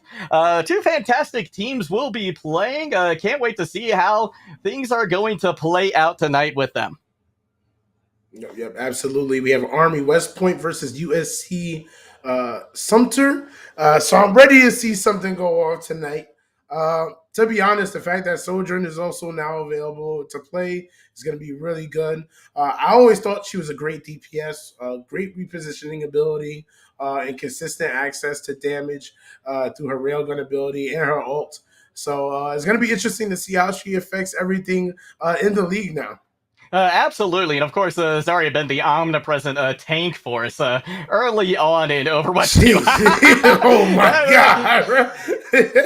that was a reaction that says that you've seen her quite a bit in your ranked games, and you're done with it. Bro, please, just save me. Just save me, please. Just nerf her now.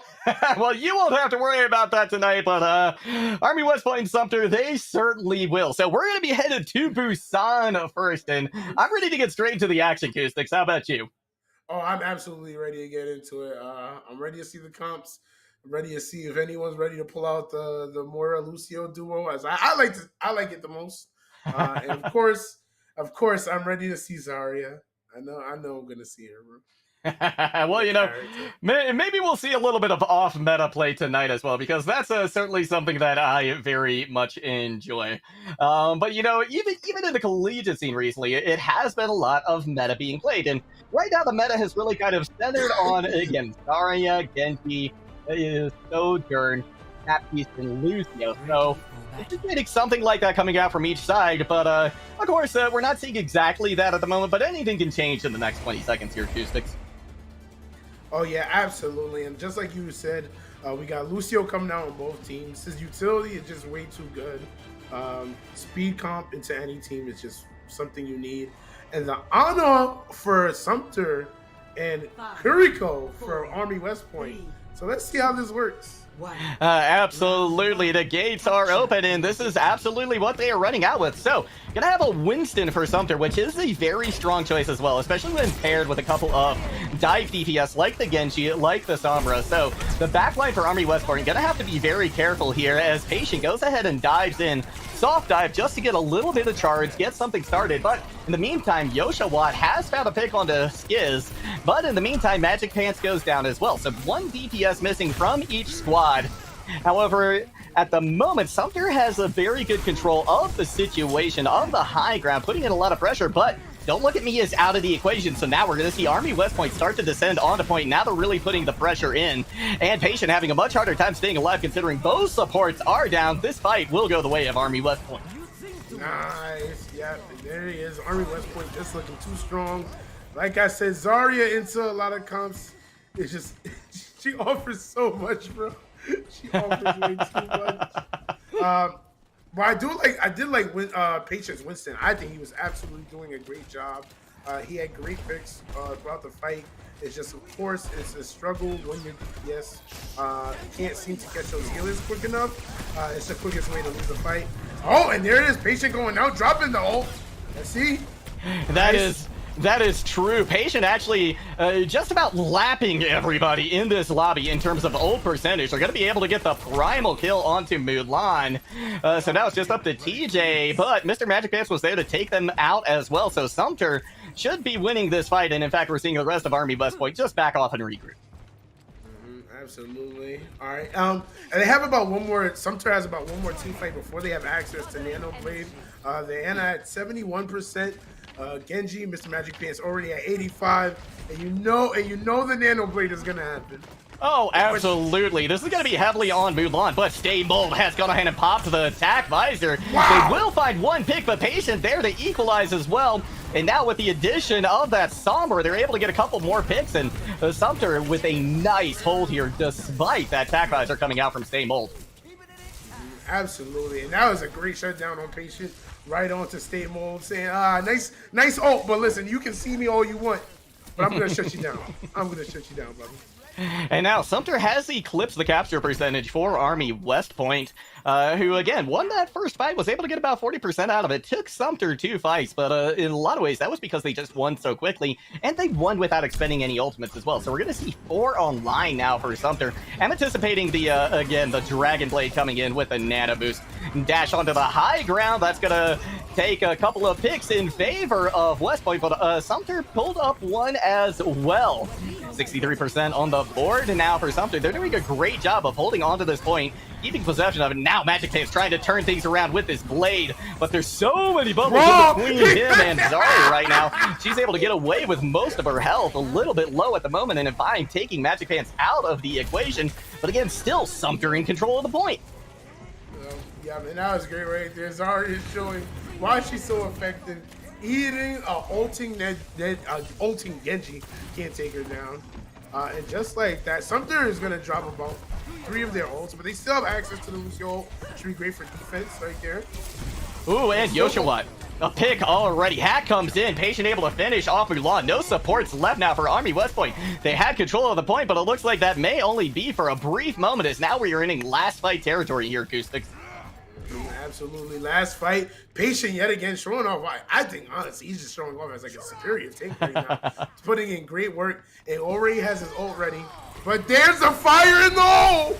That there is, but nobody touches! And despite a heroic effort there from the Riptire of Skiz, Sumter will take the first round.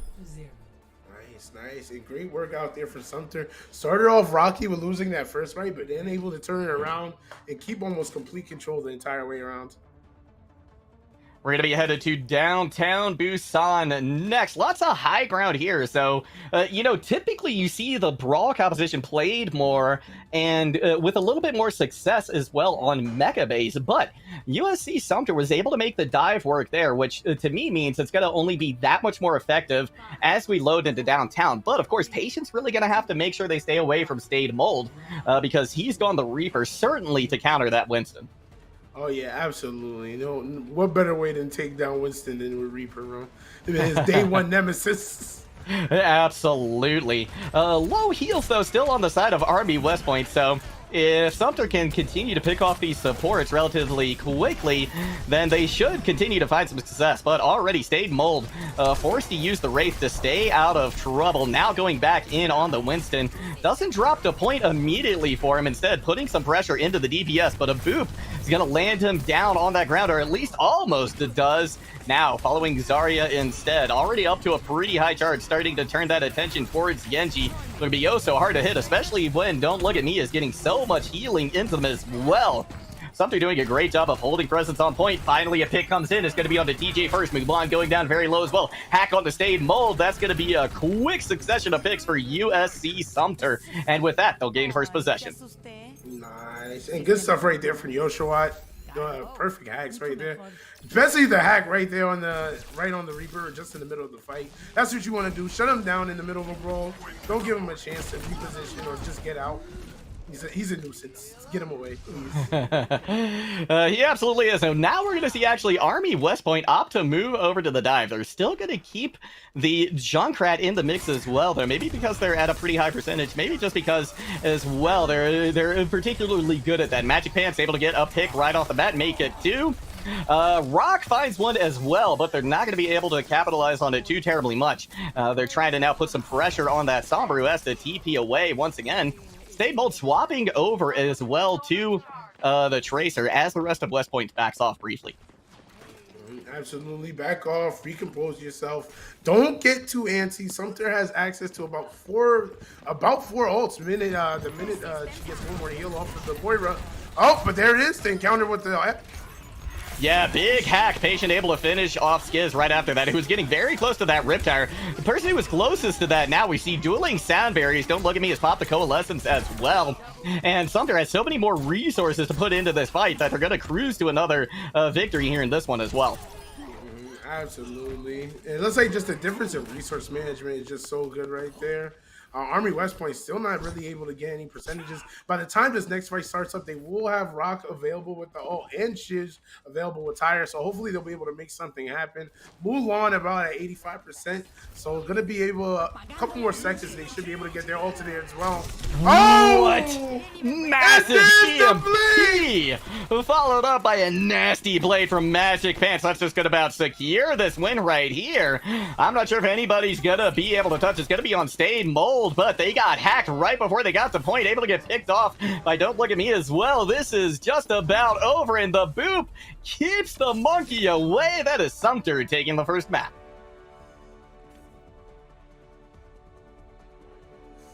I will have to say that is a clean map right there from Sumter. No percent taken. And look at that Patient showing off the play of the game. What we got here, brother? I'm imagining, yeah, it might be one of these initial picks here on Mecha Base. Just a tremendous amount of pressure put in the right places at the right time to just clean everybody up there from West Point and give them an early lead in this competition here. Throwing me off a little bit there, Acoustics, but I love it. I love it. Listen. I saw a dead body. I'm gonna be honest. It was not looking good for Army West Point right there. I think especially what was shown there is like one of the weaknesses of Kiriko onto a team. Especially is like her relatively low healing in comparison to the other healers. And once you lose a DPS with movement ability, she can't reposition herself as well, right? She's based off of her ability to teleport to a teammate, which is really helpful, I think, in comps where you have Genji, Sojourn, or other DPS that are great at maneuvering themselves around the map. But the minute that DPS is gone, she's stuck with the rest of the team. And if you could get a pick like Patient can, it's clap from right there. Yeah, absolutely. The backline really being relatively vulnerable for Army West Point in that last map. But we're going to be moving on to our next one now, which will be Eichenwald.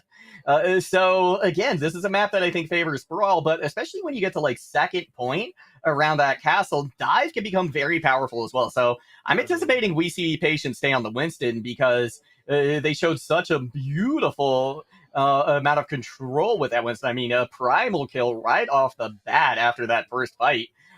So I think they're just going to go with more of the same, and it's going to be up to West Point to figure out exactly how they're going to counter this, either by changing their play style or going with a completely different comp. Yeah, absolutely. Patient was showing like I'm not sure if he's a Winston solo main, but from what I was seeing, that looks kind of like what the case is right there.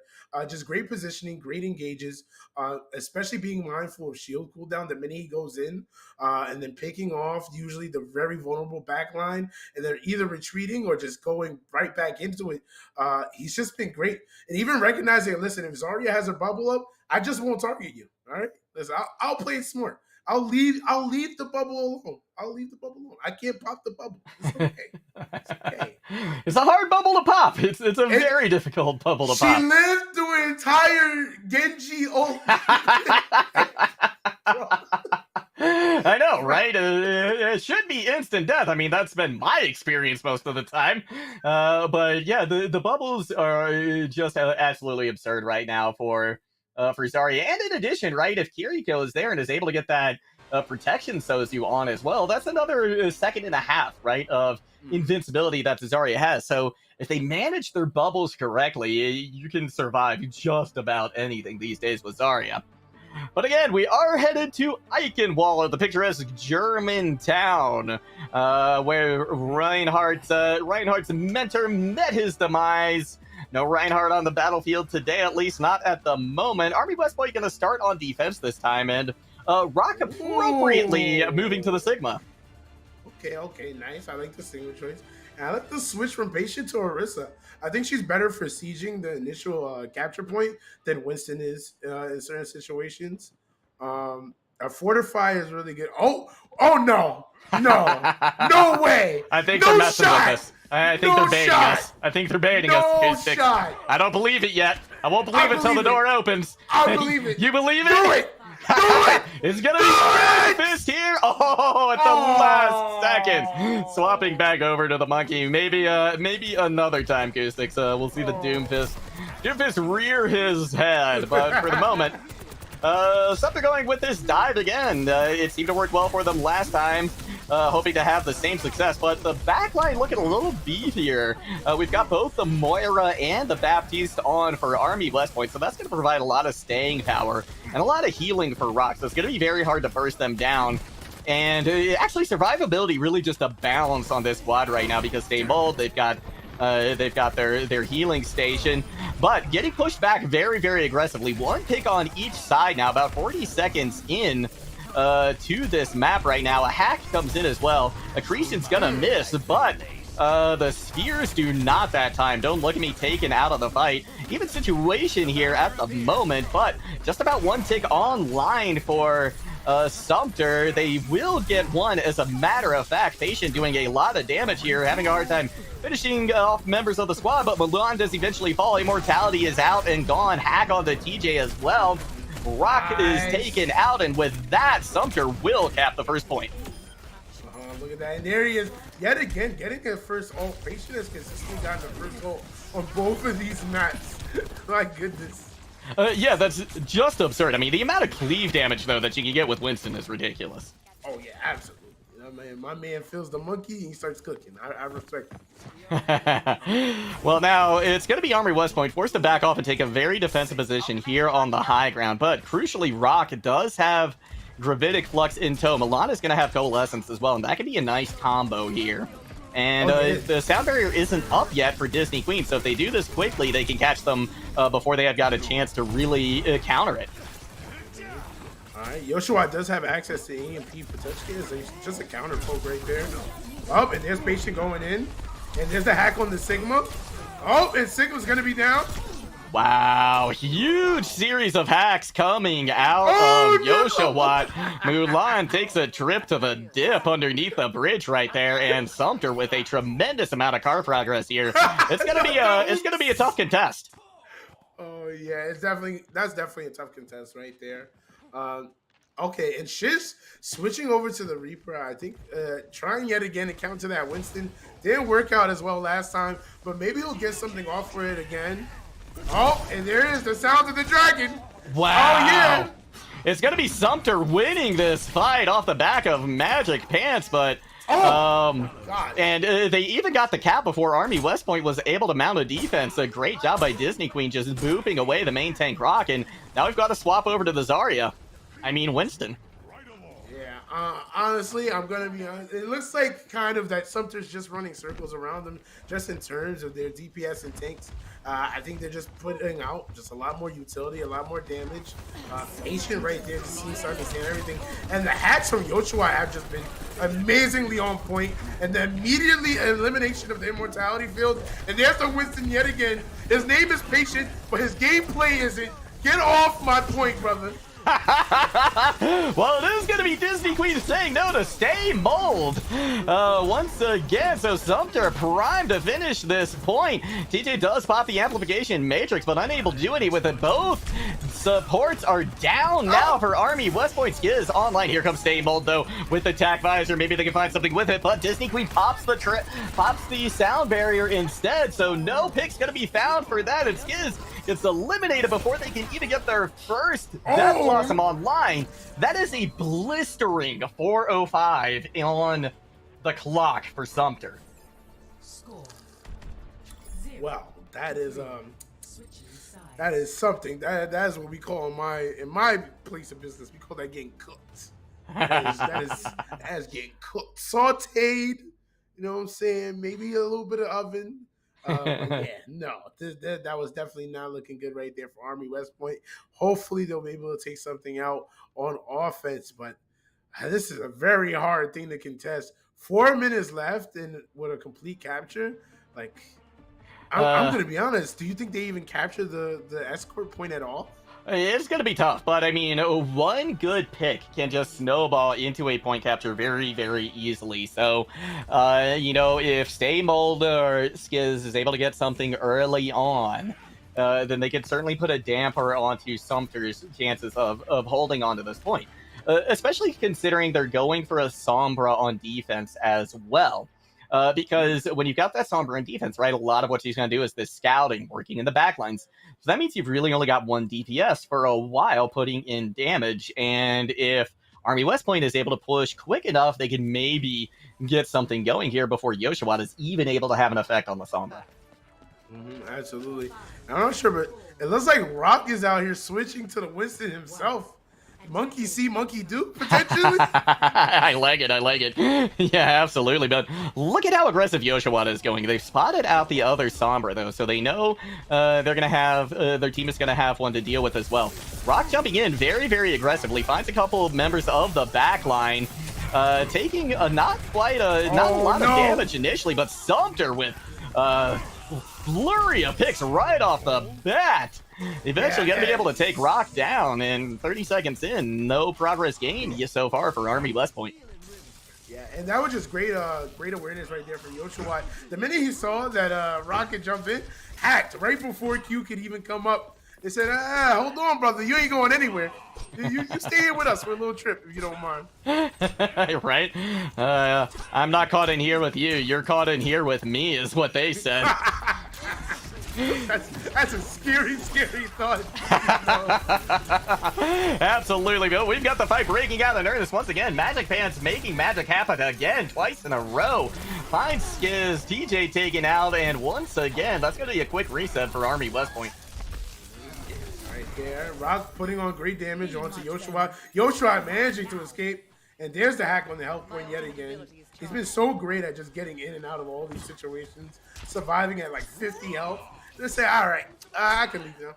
I'll be fine. Ooh, right. I mean, as Sombra, I feel like you really have to be comfortable with living on the edge and learning how to TP out at a moment's notice, because as soon as that other team notices you in the backline, they're all going to start peppering you down, and you can drop to 0 in the blink of an eye. So you guys have an itchy finger on that teleporter. But look at this, Yoshua coming in again. You got the swap over to Ryan from Brock. Patience has the Primal Rage. They're gonna let loose with it at the moment, looking for a target. It's gonna be Stay Bold first, and that's gotta hurt because you're there to counter that Primal Winston. That did not happen, but Rock, their rocket hammer finds Don't Look at Me. They're going to be able to take out Yoshua as well. Maybe this was the secret that they needed this whole time. Magic Pant's going to pop the blade, see if they can turn things around. Disney Queen finds the one, but there's so much present on point this point. Army West Point has one tick in the book. They're going to be able to get a second, most likely 3 here, as they clear the point of the rest of Sumter. Nice, and clearing the point very much, pretty much like their second to last engage that they would have had. Great stuff. And potentially that switch over to Reinhardt was exactly what you needed. Listen, it's his map. Yeah, main character advantage on here. It was a great animation. I respect it. Right, maybe he's got that plot armor, you know? He's got to make it to the end so that we can see the story unfold. But right now he's getting peppered in a lot of directions. Huge EMP. That's going to be Skiz and Stay Bold going down relatively low. Skiz does eventually fall. TJ right after them. And Sumter, they kind of picked up where they left off, and where they left off was dealing a lot of damage to West Point. Absolutely right there. Disney Queen still has access over there to the reverb. And look at that, forcing them off the escort point, basically saying, all right, that was cute, guys, but go home. We're done here. Right? Yeah, you captured the first point, but we're gonna make you earn every single step of the way. Stay Bold goes in very aggressively without much health. Early on has to get healed back up, but now they are right about ready to launch this Death Blossom. In the meantime, Patient has found TJ, so one player down from each squad. Primaling Patient again. This is his second, third? I don't know at this point. Said 50? I don't know. It's been a couple of them. Right? Well, Magic Pants finds a pick. Stay Mold eventually gets the work done on that Winston. They pop the Death Blossom as well. That in combination with the Blizzard will help them get out from underneath that first arch. Yeah, and absolutely, and it looks like this Reinhardt pick is just paying off. Great. I honestly think, and to a lot of tanks that like to get up close, Reinhardt just such a great option. Way more DPS than honestly a tank should be having, in my opinion. But that's my personal. But that coupled in with great shielding, he's great for just holding points, right? And maybe if you can't out damage that team, maybe what you want to do is just out damage. And here comes a hammer. huge shatter. A nice boot from Disney Queen to take one player off the map. But in the meantime, Sumter continuing to put the hurt on Army West Point. They're going to stop them in their tracks right here. But again, good amount of progress made here by Army West Point. But that clock is ticking down fast. And just like that, oh, they chased my man Reinhardt right to his death. And just like that, Rock is going to go down. So he's going to be out of the fight for a little bit. Army West Point definitely just going to have to wait till regroup until Rock is back up. All right, Mr. Magic Pants trying to look for a little poke. He's trying to build up some little percentage. He said, "What's another blade?" I respect it. Absolutely. But right now, it's going to be on this EMP from Yoshawat and the Coalescence. Here come both of them, pushing back very hard against Army West Point. Both supports down once again, and that is a quick fight win for Sumter. Wow. And just like that, pushing the envelope. 10-player kill streak right there. And the team kill. Oh, my goodness. All right, and right now, Sumter is just in complete control. They do only have patience all available for this next fight, but Army West Point doesn't have any ults up at all. Yeah, it's going to be Skizz closest. Here comes the drop in from Patient. They go down very low, dropping back to the point. But in the meantime, a couple of picks come in for West Point. So, unable to get that Primal Rage off, maybe saving it as he saw the picks come in and the situation unfolding. 20 seconds left, though, for Army West Point before we get into overtime. So, they got to stay on this guard. And Sumter, they only have to win this one fight in order to take another map off of Army West Point. All right, I like that. Rock pushing the envelope right there, holding the choke point with the Moira. He's at 86%. Just have to hold him to get to the door, and it looks like they're going to get to the door. Oh, there's it is. One last fight. Gets a charge, but the charge gets blocked by the payload. Oh, my God. gosh. We have a shatter. Huge boop, but he gets hacked out. Huge hack coming in from Yoshawat. That might help swing things, but Rock in the meantime has found a pick.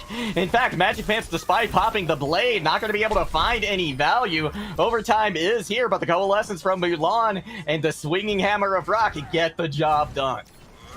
And that was a beautiful ult right here from Shiz too. Managing to see that, okay, Rock Shadow Strike didn't go off. I still have to do something. I have my ult. Let's drop it right here. That's all we have left. And just like that, Army West Point keeping themselves back into the fight. Offense is looking good right there. All right, Yoshua having to lead the back line, though. Army West Point, though, with very little room for error here at the moment. Yoshawat has the EMP online, but no other ultimates currently in the equation. Here comes the EMP, though. It's going to be TJ using the sound barrier. Rock finds a kill on the Yoshawat as well immediately after they pop that. Immediately after they pop the EMP, Death Blossom comes in. Does he get the value that they wanted? Patience lets loose with the Earth Shadow, but again goes down. Magic Pants now back in the fight, able to find TJ. Skizz is hacked. They go down very low, but Stay Mold is continuing to just chunk through many of these Sumter players. There's a chance they might finish, and maybe even with time here. Shatter back online for Rock, just a couple meters to go, but the Wrecking Ball swap, they pushed it back on point. Yoshawat goes down immediately. Now, don't look at me trying to keep Wrecking Ball alive on point, but he's getting chased by the May. May finding themselves actually near the spawn at this point. 5 members strong again is Sumter, but as soon as I say that, some of them go down. Huge Coalescence coming out from Mulan. It's going to be an overtime cap here, though, for West Point, which means their only options here are a draw. Ooh.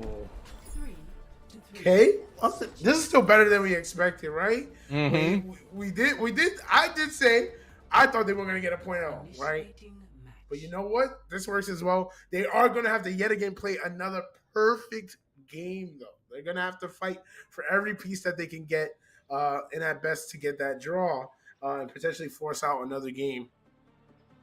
But again, this draw right here, let's take a moment to talk about the time, right? Because Sumter went through this map so quickly that they've got more time now than they started with. They've got 4:05 on the clock. When those gates open, you've only got 4 minutes. So they got more than you even start with in order to try and cap this map. So this is going to have to be a absolutely stellar hold coming out from Army West Point. And again, they're going for a very sustainable comp here. In addition, Mulan is on the Mercy, which means as long as she stays alive, Rez is absolutely on the table. Yeah, absolutely is. See, Sumter is making a switch over to their team. Switching over to Reinhardt on Patient, which is this is the first map that he's felt the need to pull that out. And Yoshua even switching to Soldier. And don't look at me switching over to Baptiste. So they're changing up everything. They're saying, all right, it's time to pull out our final form. I respect it. Absolutely. This is almost a meta composition, too, coming out from Sumter.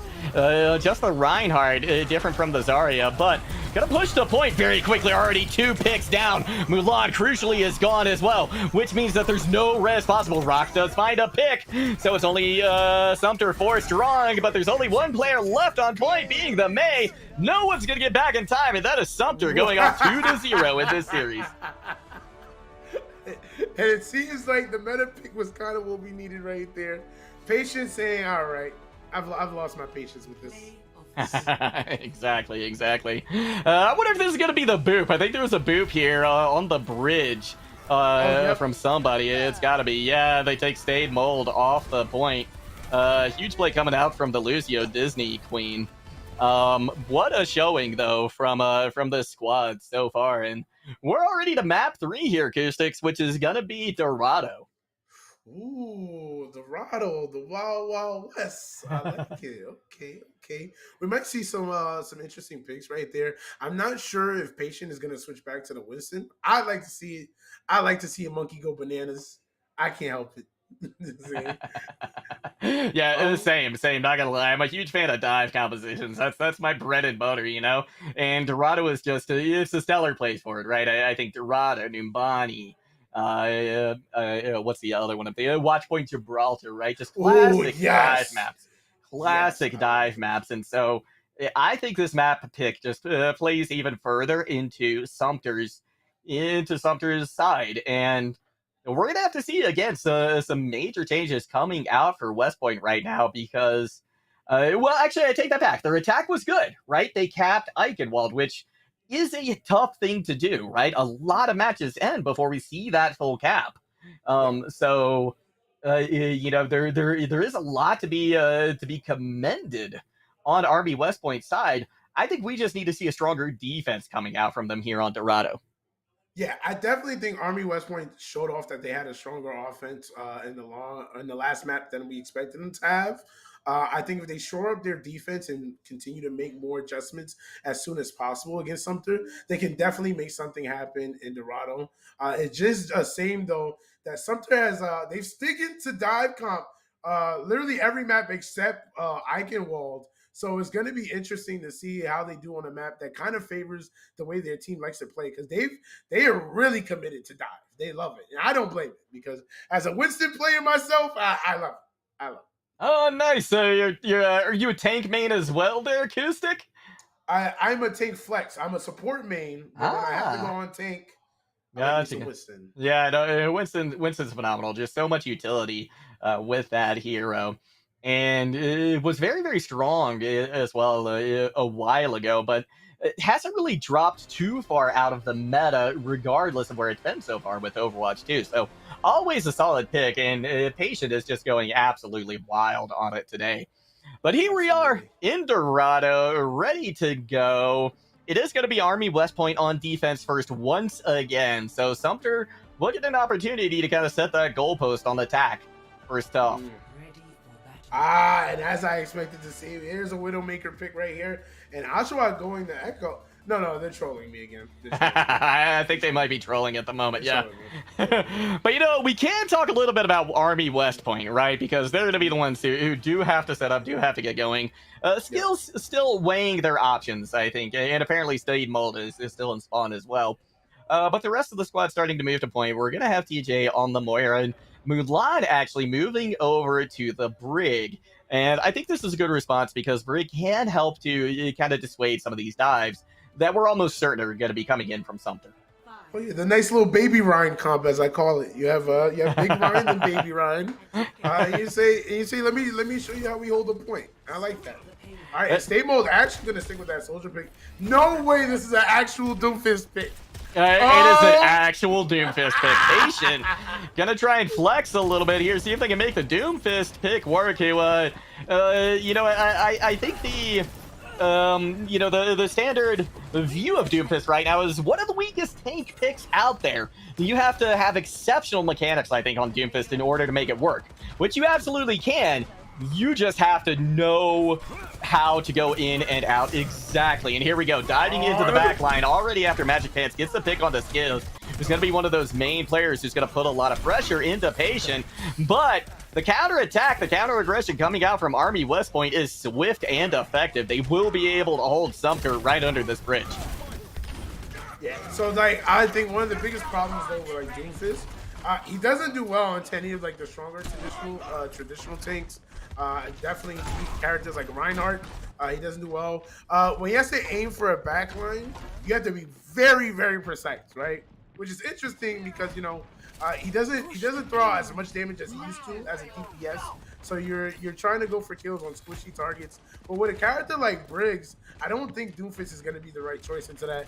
And the minute I say that is the switch into Hammonds. Love it! Wrecking Ball, my main. Him and I also share a last name. So every time he's on point, I am excited. Going in for a big slam there, but in the meantime, Stade Mold has found a pick. Patient putting a little pressure on point right now, getting a little bit of distance. But now we've got Stade Mold on the high ground, peppering them from below.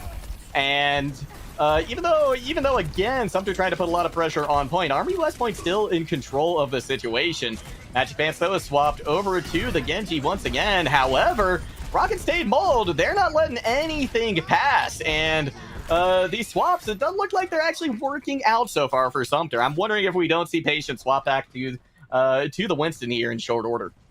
Yeah, definitely. I do not think this is working out as well, but he already has about 90% on the Wrecking Ball, so he'll probably stay until he drops the ult and then switches off to either Winston, or potentially we might even see Reinhardt or even a Zarya pick. He looks like he's pretty flexible with the jank options that he does have available to him, so it'll be interesting to see.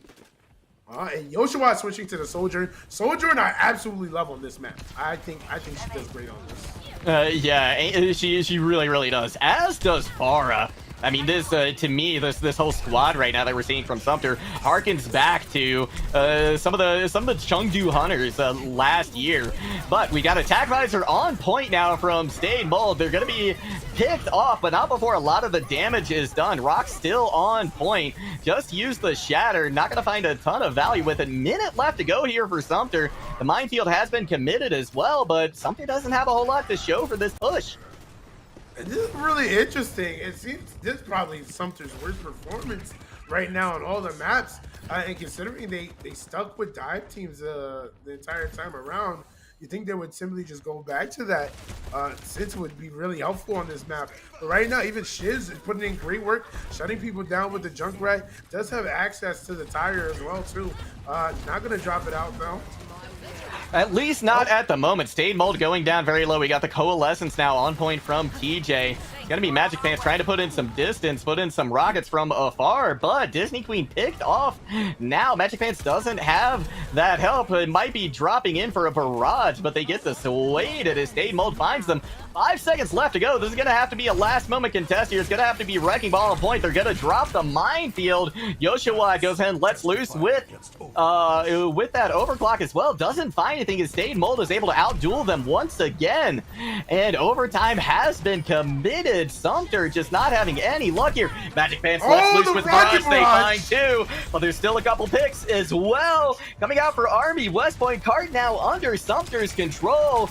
2 members left for West Point. Skiz, let's go with the Riptire. This could be absolutely devastating for Sumter unless they can get rid of it. It's still looking, it's still moving around. Stade Mold finds Yoshua as well.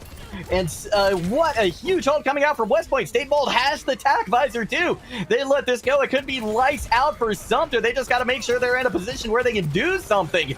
Don't look at me getting close to the nano boost, but 2 picks in a row for Stade Mold. This is going to be all over. Army West Point picks themselves back up and hold Sumter on first. Wow. Great work from Army West Point. Saying, listen, let me show you the defensive champions, baby. Army strong indeed for Army West Point. Oh my goodness! I will have to say this is a big surprise right here. Sumter not even be able to get past the first cap after taking the escort payload. It's gonna be interesting. Army West Point now on attack, and if they keep up this momentum, this potentially might be a way longer series than we thought it was gonna be at first glance. Oh yeah, because I mean the first two maps, Sumter was just outplaying Army West Point just about every turn. We didn't talk about this at the time, but that the attack round from Sumter on Eichenwald, they never lost a fight. They won every single fight from first point until the third point checkpoint. So that kind of dominance being shut down so effectively by West Point, I mean that speaks volumes about this squad. Right here, it really does. Yeah, absolutely. And it looks like State Mold and Shiz are kind of just picking up the slack that they were showing in their first two maps. State Mold showing great work on that Soldier 76. Even when Mr. Magic Pants tried to match him on Soldier, it just did not work out at all. And Shiz's Junkrat was putting in tremendous amount of work. But we're gonna see how this map gets started right about now. Oh! I love this hold. I love this hold here on Eichenwald. And this makes so much sense from West Point, right? They're going to try and make sure they can get 2 fights out of this. Already, Magic Pants finds Rock, sends them back to spawn. That's another pick in rapid succession, and I don't think West Point was ready for this. However, Stade Mold able to get a pick. Immortality Field is out, and now they've got a lot of room that they can work with. And already Yoshiwa taken out as well. Disney Queen is gone. West Point, they've breathed new fire into this squad. There is new life on the field for this team. Oh, absolutely. And right there, Yoshiwa just looking incredibly strong. Peppering Rock already there. Patient going to be down, eliminated by Trish. And now comes the long walk back from spawn for Sumter, and they're going to get there, I think, in the nick of time in order to be able to try and contest this payload. But look at Stade Mold already waiting right near that choke point that leads to second. They're going to pop over that wall and look for an opportunity. They're going to have to make sure, though, that they deal with Yoshiwat and Magic Pants, who both swapped the hit scan. So a lot of pressure going to be going into that part. They're going to have to make sure every rocket counts. Absolutely. Right now, getting a lot out there. Oh, it did! There it is. From Yoshiwat. There it is. That's what they needed. However, the rest could still come in. They're not camping that spot, but in the meantime, Patient pushing forward, finding a couple of picks. Mulan does drop back, so they're not going to be able to get that res. And a beautiful hold here coming out from Sumter, even getting that final pick onto Rock. That's a big stack. Yeah, absolutely. That's an amazing stagger right there. And Yoshiwa is pulling out the Cole Cassidy, the best gunslinger in the West. Appropriate, right? We're heading out west to Dorado. Of course, you're going to see Cassidy make an appearance here. 4 ults about to be online for Sumter. 2 already in the pocket. Army West Point lagging behind, but what's different about that is all 5 of their team pretty close to an ult. Disney Queen lagging behind quite a bit. Gonna be a nice Shattered let loose by Patient. 2 picks come off of that. Army West Point, though, fortunately hasn't spent anything in this fight. They're getting a little bit of card progress right now, but Sumter going to be able to drop onto it, contest the payload, and make sure that they don't get much further. Absolutely, right there. Sumter going to take the high ground, waiting to react. Ooh, there we are, going right in, aiming for the Moira in the back line. Blink away, though. Huge pick coming out early, but Stade Mold finds a triple K with the barrage. Sumter's in trouble right now because it's just Disney Queen and Patient on point. Disney Queen doesn't have that sound barrier ready. A lot of card progress being made. Charge comes back, but they're not in time. That's going to be Army West Point starting to claw their way back in this series. Oh, and that was beautiful right there. The combination between Stray Molds and Rock managing to take that. That has to be play of the game. That has to be the play of the game. Oh, yeah. That was huge. I mean, that won the game right there. Actually, is it going to be this barrage? It doesn't look like it. It's going to be that first approach where we saw them get a lot of progress here. And yeah, they were able to take Yoshiwat out as well. Big heads-up play coming out of the far there for Army West Point. So kudos to them. And hey, Acoustic, we got a series on our hands. Listen, we got a series now. I like to see listen. It's not about the size of the dog in the fight. It's about the size of the fight in the dog. And in Army West Point, clearly they show you how to bring the dog out, and they got that dog in them. Finally taking a map. It's now 1-2. Potentially, this could be their way to claw all the way back to victory. It seems the DPS is woken up. Rock is woken up. Far Mercy is on deck. Who knows what we might see next? That is right. Army West Point is activated, so Sumter's got to look out. You know, a big thing I think in Overwatch is you always got to respect your opponent, right? And Sumter maybe getting a little bit overconfident on that last map, trying to flex a little bit. Didn't quite work out, so I'm anticipating we're going to see a return to the Winston here from Patient. Okay. Yeah, I definitely think like Winston was definitely one of the stronger tanks, and he was comfortable playing it. Their dive comp even into situations where the dive comp wasn't the most optimal. So potentially we might see it back here on this next map. We might even just see the full meta pick. I'm not sure if Patient has his Zarya, but a bubble's a bubble. A bubble's a bubble, you know? So yeah, it's gonna last, you know, it's gonna last the same time as anybody else's. So you know, with the finesse that we've seen Patient play with, I would imagine they can make Zarya work, but so far they haven't had to. But then again, maybe should have made it a thing. But we're going to be headed on to a new map here, Acoustic. Let's see here. We will be going to Esperanza, our first push map of the night. And in all of the push maps, right? Because we've got to believe 3 of them out right now, right? We've got New Queen Street, we've got Esperanza, and we've got Coliseum, right? This one I think provides the most cover out of any of the push maps. So whereas some of these long-distance DPS, I think, are very viable on the other 2 push maps, not necessarily the case here. So I think Brawl has a better chance of succeeding, which might play into Army West Point a little bit. Yeah, Army West Point definitely seems to do better into the Brawl comp, in my opinion. I've played on this map a lot, funny enough. I've always, for some reason, I don't know why I get this map like the most out of so many people, but I definitely like certain DPS into this situation. I know I'm going to sound like a broken record again, but I think Sojourn, Moira, repositioning DPS, repositioning healer is really good into this. Even potentially the Sojourn Kiriko pocket is really good, right? Because Sojourn goes in the back line using her movement ability, and Kiriko just follows right back up where her blink. And potentially you could get rid of 2 black line off of that immediately. But yeah. You know, we're going to see. It looks like, again, of course, we're going to keep out the Lucio. No reason not to give up the speed. And there's the Moira pick for Mulan, which I think is really good. And don't look at me going for the Ana, but here he is, Mr. Magic Pants, pulling back out the Genji. It might be Nano Blade time again. It absolutely might be Nano time indeed. And you know, I like the Ana pick here a lot for USC Sumter, because not only can you commit it to the Genji, right, for the Nano Blade, but you can put it on the Winston as well. And we know that Patient is very, very deadly with those Primal Rages. So if you're able to use that Nano to help Patient build up, then that's just going to be absolutely huge. But already, 2 early picks in for USC Sumter. Looks like they're back to their old tricks now with Winston on the menu. Oh, look at that. We have Winston, Sojourn, Genji, Lucio, Ana. I think this is what we choose.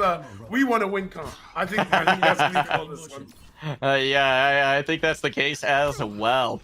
And again, Patient just about lapping everybody in the lobby, already up to about halfway. 45. Yeah, oh my halfway to the Primal already. Huge numbers being put out by Patient. Yoshua putting in a nice disruptor shot as well, but going very, very close to the squad, which is now dropping on them. In fact, you're going to be able to take them out. However, Magic Pants and Patient looking to turn things around now. Now 1 player advantage to Sumter, and in addition, no supports online again for Army West Point. I gotta say, the target focus and priority from Sumter has been absolutely phenomenal here. Oh, yeah, absolutely. I think when they really have their head in the game, their ability to just pick off the right targets, or just let Patient mark the target, literally. Let the monkey jump at him and electrocute him and say, we go for this one. And then we take out the rest. And honestly, that's been working out amazing. And you know what's fascinating, too? Look at this. Typically in one of these comps, you see the Ana outpace the Winston, right? They use the Nano boost to get them the Primal Rage, but no! Patient has outpaced them. They're losing the Primal Rage already, but in the meantime, Rock has found Magic Pants, and nobody getting picked off yet by Patient. They're able to sustain through a lot of it. Maybe a bit off a little more than they can chew. Now Yoshawat looking for help as well. Finds the Disruptor shot, gets a little bit of damage, but Stay Mold is there to take them out. Gonna be able to push forward quite a bit, maybe even regain control of this card, but a lot of progress for USC Sumter off of really just one fight win. Magic Pants is back in it, though. They're not giving up just yet. Patient doing a little bit of damage, but it will eventually go the way of West Point. Yeah, absolutely. So in these push maps, what's really important is oftentimes you will see teams not even make it to the end point on either side, but usually whoever can control past that first point or whoever can push it closer to the end usually just puts himself in a really great position, right? It's a constant back and forth for 8 minutes. I think it's often a more of a marathon than a sprint than you'll see in a lot of other maps, right? You want to time yourself. You want to have a great resource management. And right in time, we're going into here's the Dragon Blade. It's the back line and the Coalescence. Oh, no! Magic Pants finding the magic once again, but Rock shaking USC Sumter's world right now, finding 3 picks and turning around a fight that, by all estimations, Sumter was about to win. A huge turnaround from West Point, but they had to use 3 ults for it. Yes, absolutely. They did have to use 3 ults, but they still have a great defensive ult and a great offensive ult. So they still have a pretty good, decent combination, but maybe that's what you want, right? You want to force out this situation as soon as possible to get as much cap time as you can. There's still 6 minutes left, so you still have plenty of time to work with. But this situation right now, Rocket is looking so good. Yeah, Patient gonna be able to get a lot of damage in. Couple of quick picks courtesy of the DPS of Sumter. TJ does pop the sound barrier. Everybody's still following despite that. And Sumter gonna try and pick up where they left off on this point, but got a little bit of ground to make up first. So West Point's gonna have another opportunity to defend before they actually put more distance on the board. The good thing about the pushback with the robot, he hauls it a little bit. He realizes you're on the time crunch, so he doesn't take his sweet time. Nice. And this is the point last time where they ended up actually losing this fight against Rock when Patient dropped it, but Mr. Magic Pants managing to get the kill on Chiz. Yeah, that's absolutely huge because now Patient has free reign to just try and do as much damage as they can to this Army West Point squad. You're going to be able to take TJ out of the fight now, but Skiz is back in it as well. We're going to see Patient drop back the point. Probably just give a little bit of room, pay a little bit of respect to Army West Point, but now Sumter has put more distance on the push bot. They're up to over 100 meters right now, which means they're just about 1 fight away from victory. Yoshawat already able to take Mulan out. That's huge. It's going to be only Lucio heals, which are not that great. Skiz does find 1 pick. Having to drop back, though, towards spawn in order to get some heals. And getting chased by Patient as well, who has another Primal Rage online. This is absolutely last fight territory here for Army West Point. These ults from Rock and Skiz gonna have to be huge. Shatter lands, 2 players on the ground, but they got the Coalescence out to help sustain them. While they wake back up, Disney Queen uses the sound barrier as well. Stayed Mold is down. Gonna be Mulan now popping the Coalescence as well, trying to keep their team alive, keep their team up, but they're having a hard time doing it. However, Skiz and TJ gonna be able to get a couple of picks. No more DPS left for Sumter. So, West Point with 4.5 minutes to go, stop the bot at the last moment possible. Wow, and great turnaround right there from Sumter. TJ now having ult on deck. Stay hold, 83%. Rock, 75%. And Rock has been getting great usage out of each one of his ults. Shutting down with either a counter ult or just getting about a good backline wipe or even a team wipe. So it's going to be great to see what they do. Throws out the Biotic Orb. Doesn't catch anyone with his own. Look at that, pushing all the way back to mid. Potentially, this could be it, but Sojourn with the ult into the back line. We're gonna get that Disruptor shot off first. Here comes the ultimate now, layering those railgun shots, but a big pick from Stayed Molded and a shatter from Rock. You're gonna turn things around for Army West Point. Patience paid off this time, and they'll get to continue to make space up. All right, someone owes Stay Mold and Rock dinner vouchers or something after this match, because right now they are putting in an insane amount of work. Stay Mold actually counter ulting against Yoshawat the minute he realizes Sojourn has a railgun on deck. He's just been on point with just reactions and just picking out Yoshua and Magic Pants. He's just staying aware of them the entire time on the map. He really, really is. And that kind of awareness is only going to lead to success. Here comes Mulan with the Coalescence now. State Mold going down low. They're going to have to put some healing into them. Page is going to be able to take them out first, but a pick on the Yoshua as well means things are even. Now we got the Blade online from Magic Pants, but it's going to be the Primal that lands first. Still a lot of damage being done by Magic Pants. Patient's going to be able to find another pick, and DJ goes down as well. And with that, Sumter picks up the pace again. Alright, so Sumter's going to have a long walk right away back to the other point. Definitely not going to be able to get all the way there. Probably about midway, potentially, before they have to run into another fight. And interesting, though, that we haven't seen a switch from Yoshua onto potentially the Sombra here. The Sojourn is putting in great work, but a Sombra counter pick might not be too bad against one of these last fights right here. It can really shut things down, especially Coalescence from Don't Look at Me. Or rather, something coming out from Army West Point. The Coalescence is going to do a lot of work here for Sumter. They will win this fight, so they're going to be able to push this spot forward once again, ever closer to that victory line. Yes, absolutely. They are inching their way towards victory. They can practically taste it. Disney Queen having their ult online. Patient only has 61%. Mr. Magic Pants about 66.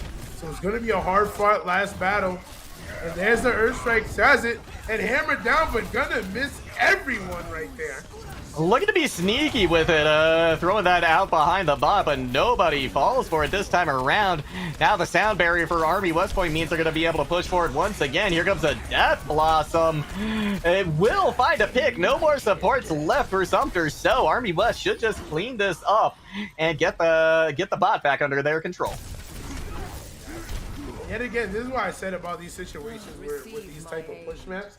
A lot of the time, if teams are evenly skilled, it definitely goes to whoever was pushed it the farthest within those first couple of minutes. Because now it's like, okay, I don't really have to sprint against you. I can focus towards around gearing towards defense and everything. And I could go for hard pushes just to push myself into the lead. And right now, Sumter trying to make something happen. Right, this wing just trying to hold on. And there's a Sojourn already there. And we're going to drop it. Gonna be a pick on each side. Yoshua looking for something with the railgun. It's gonna be Magic Pants who finds the picks, though. Yoshua eventually does take one down. And now with 30 seconds left to go, this is Army West Point's last fight. They have to come in big here. This Coalescence gonna have to be huge. Yeah, this Coalescence is gonna have to be beyond huge. It has to be bigger than me. And I'm a pretty big guy. This is gonna have to be a big one. That it is. Rock, though, they will be able to get their shatter as long as they're able to stay alive through it. It'll only take one swing, realistically, for them to get it. Oh, but they got to get to the point first. All right, Army West Point has taken control of the bot once again. Overtime will be committed. Here's the engage from Patient. They've dropped in. Blade online. Magic Pants 5 Skiz. Mulan lets loose with the Coalescence. Things are turning around, though, for Army West Point. They may be able to sustain themselves through this. Winston now on point, but there's not much they can do. Yoshua should fall shortly after this as well. And Army West Point, they're surviving by a thread, but crucially, they are surviving. They are surviving, and Rock yet again managing to shut down Mr. Magic Beans before he does too much damage to the entire team. Even counter ulting with that Shatter Strike. Great work from them right there. And Rock is gonna have to keep the team in. But hold on, this could have been a backline pick right here from Yoshua. Even one pick here for Sumter could be absolutely devastating. If they're able to get even a little bit of an advantage, they could drive this to victory. Crucially as well, they're going to get their ults online first, but Yoshua bites off more than they can chew, and now TJ has the sound barrier as well. Sumter opting to draw back and regroup because they know they only have to win one fight, so it's not worth it to go in short-staffed. Absolutely. And when you have everything to lose and nothing to gain, no reason to risk it all at the casino, baby. Exactly right, but Army West Point, they need to take this slow. Already, Rock has found Patient. No Primal Rage going to be online this time around. Magic Man's trying to turn things around. They found a pick onto Mulan. Sound barrier has expired now, though, and Yoshua lets loose with the railgun. TJ does eventually find them. In fact, they're gonna get another. What is this? Army West Point coming back again. TJ just has to stay alive because Patience is back in the fight. Big charge coming out from Rock now to keep that Primaling Winston away. Winston gonna just try and boop everybody off the point if they can. Blizzard comes in as well.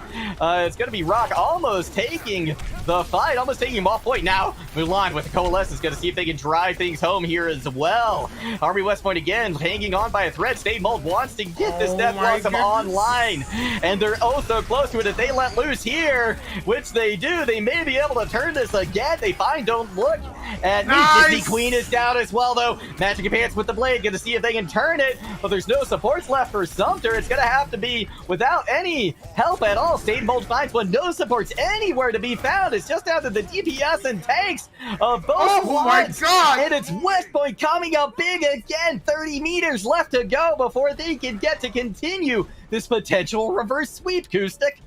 Oh my goodness. And this is potentially want to be a giant upset yet again. Rock putting out insane damage output. But can we even talk about TJ managing to get the hit, the kill right there on Yoshiwai? And this is the counter pick Sombra that I said was going to come sooner or later. And here comes the Primal now from Patient. They have been so deadly with it, and Army West Point short-staffed right now. TJ still trying to make their way back, but there's no more supports again for Sumter. West Point turning it around again. Mulan has a Coalescence as well. Ryan does go down, so no more Rock to be found. It's going to be a tight one for West Point if they're able to make it work. Whoa! They find Yoshiwad as well. 10 meters left to go, but the spawns are in Sumter's favor. Disney Queen pushes out, but they're meeting the Coalescence. They're taken out before they can do anything about it.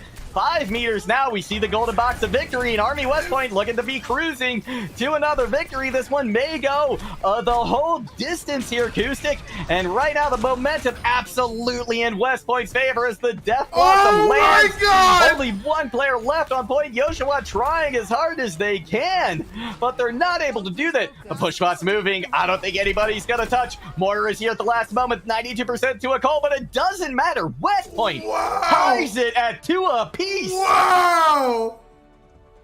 Oh my goodness. What is this game, Acoustic? What is this match? They're learning as they fight. Oh, let me see that play of the game, Rock. Swing that hammer, baby.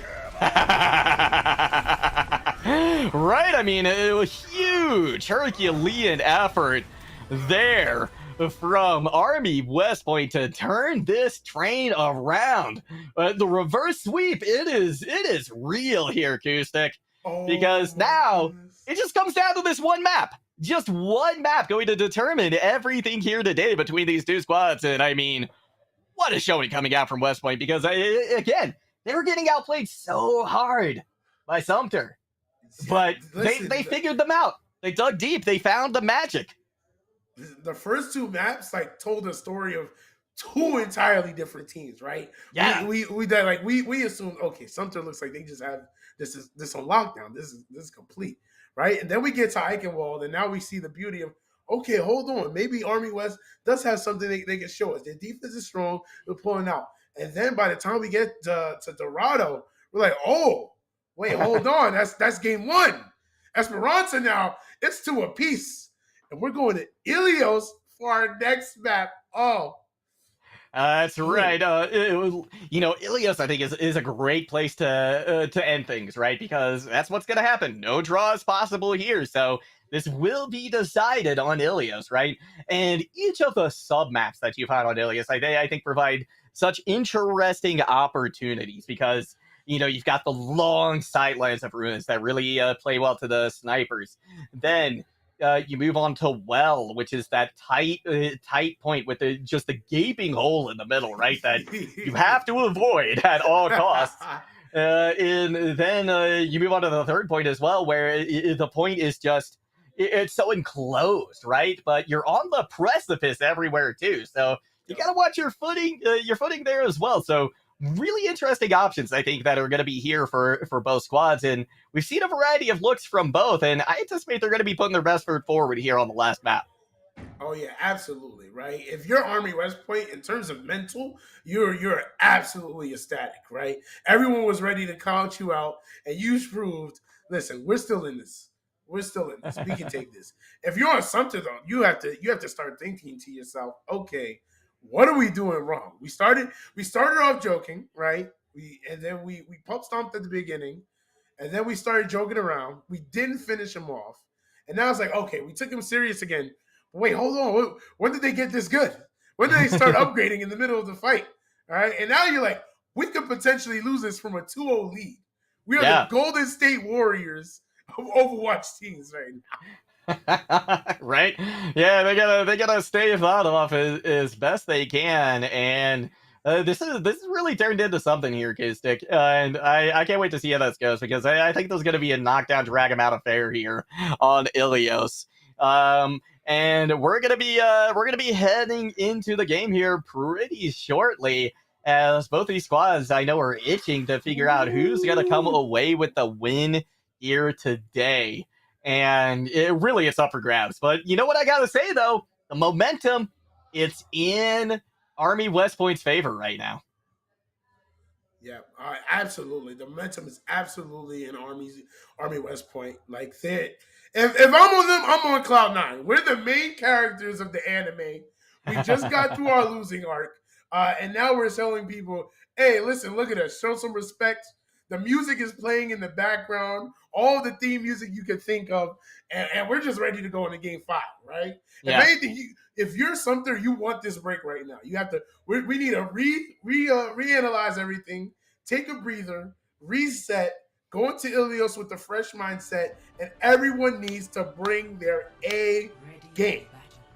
They really do. And I mean, I don't know what it's going to take. Maybe we need a workout montage or something for Sumter to get him back in this. But we're going to be headed to Ruins first here, Acoustic. So, again, entirely possible we're going to see some of these long-range DPS come out. But at least at the moment, not seeing that on the books. The longest range person here right now, don't look at me on the Ana. Listen, you said long-range DPS. Did you mean long-range support? I think yeah, right? Apparently that's what I meant, yeah. Sorry, I misspoke there. and let me tell you how serious Patient has gotten. This is the Zarya pick that I was wondering if we were ever going to see. It is full meta time. Bubble trouble. Out here. That's true. That's absolutely true. Yoshua, hunting for the opportune hack right now, really taking their time, playing this patient. Rock gonna be able to find Don't Look at Me right off the bat. Disney Queen going down very low as well. Hack will go out on the TJ, but nobody doing anything about it at the moment, with Mr. Magic Pants falling again. First point, first capture firmly in favor of Army West Point. Nice. Gets hacked right out of the charge, but it's not going to save them at all. Rock showing that he's the foundation that Army West Point is built on. He is the shield and the savior, and they're going to be able to get that cap right there. 50% on the board now, and look at this. I mean, this is such a switch from what we saw before. Rock with 60% now. Double patience. Old percentage. But of course they did swap over to the Reinhardt to match. Yeah, but even on the Zarya, they were only about, I think, 26% before they switched. Possibly a bit higher. I think possibly a bit higher. Oh, no! Wow. We didn't even get to talk about that fight. It happened so fast there, Acoustic. It was 1-2 and done. Yeah. An early pick coming out in favor of Sumter, but the shatter from Rock just it kept anything else from happening. They were able to clean up in a split second, and now over halfway there to taking this first sub map. All right, and right there, Sumter going in on the right side. Rock yet again needing to match him, and Mr. Magic Pants gonna take down Stay Mold right there. Patient does get hacked, so Don't Look at Me forced to use the Immortality field. They go down though to a Fire Strike from Rock. And oh, that's a huge pick though in favor of Sumter. Is it going to be enough though, as the Army West Point still getting the lion's shares of the kills? Magic Pants does find Rock, so this is not necessarily over, but the Sumter, they need to win this quickly, otherwise they're going to be putting themselves in potentially last fight territory if Army West Point gets control of the point again. Yes, absolutely. They are managing to capture the point right there. Stay Mold though at 92%, Shiz over at 81, Rock 74, TJ 83. They could potentially just do a long drawn out fight right here, build up all their ults, and kind of just end this in the next fight. They could, but it's going to be Sumter with 5 ults online as well. Don't look at me, able to get a pick. Magic Pants pops the blade as well. The Coalescence is there from Mulan, but it's going to be the slicing and dicing from Magic Pants that gets the job done this time. And, well, that's the first of a few fights that Sumter is going to have to win back-to-back in order to take this, because West Point is at 89%. They take control. It's going to be a scuffed final fight, even if Sumter gets one. Absolutely. This final fight is definitely going to be gearing up to be something crazy. West Point does have 4 ults on deck, and there's the big EMP from Shiz. Yeah, absolutely huge. Yoshua goes down low. Skiz will be able to find a pair of picks. Stade Mold coming in huge as well, so it isn't over. They're going to try and flip the point behind it. We've got members of Sumter now dropping back to point, but look at this. Stade Mold coming in with a Death Blossom as well. It's going to be Milan finding a pick. Magic Pants counters with one of their own. Hotly contested point right here, but it will go in favor of West Point. 90% on the board. This is going to be, again, a scuffed final fight here from Sumter, and somebody has to touch point. Hack comes in to Ryan. Are they going to be able to get the point? Barely. 2 huge picks in favor of West Point. They should be able to win this one. Overtime ticking down. And in a moment here, it's going to be Sumter in a position they haven't found themselves in yet, and that is behind Army West Point. Oh, my goodness. Oh my goodness. And just like that, Army West Point for the first time in this series is up against Sumter. Oh, and there it is. I think this is well right here. No, this is gonna be. It's not Lighthouse. For whatever reason, I'm blanking on the name of this one sub map here. It's bothering the life out of me. It might be Lighthouse, actually. I think it is. I think it is Lighthouse. Yeah, I think it is Lighthouse. But oh wow, this is Army West Point on match point, right? They just have to win one more sub map. Oh my gosh, what a story for West Point if they win this here. You know, Sumter have to be talking to each other like, guys, we need to get together. They do. The mental has to be on point here, right? Because they don't have much room for error. They can lose a couple of fights, but not that many in this map, or if we get to the next one, that one as well. But it's gonna be West Point taking control of the point first. TJ finds a pick on the Don't Look at Me. It's gonna be Rock trying to take the other Reinhardt off the map. Stops just short, but line share the kills again, going in favor here of Army West Point. They seem to have found the secret to success here. Patient does find a kill, but they're gonna be hacked into oblivion. Joshua tries to make something happen. They get hacked out of their TP. It's gonna be Dramatic, and Skiz just hunts them down. And Shiz to switch over to Sombra. Shiz say, I'll pay a little Sombra to myself. You know what I'm saying? I got some hacker skills. I wish I did. It was the first hero I wanted to play in this game, and I'm just terrible at her. It just doesn't work for me. I'm just terrible at all DPS, you know what I'm saying? Yeah, I'm a tank main with no brain, you know, no aim tank main right there. Immortality used so fast. Rock throws down the hammer as soon as it expires. We're going to see them now trying to push on the point that will be Sumter trying to take control of it, but look at this. The kills just coming in hand over fist in favor of West Point. They are feeling themselves right now.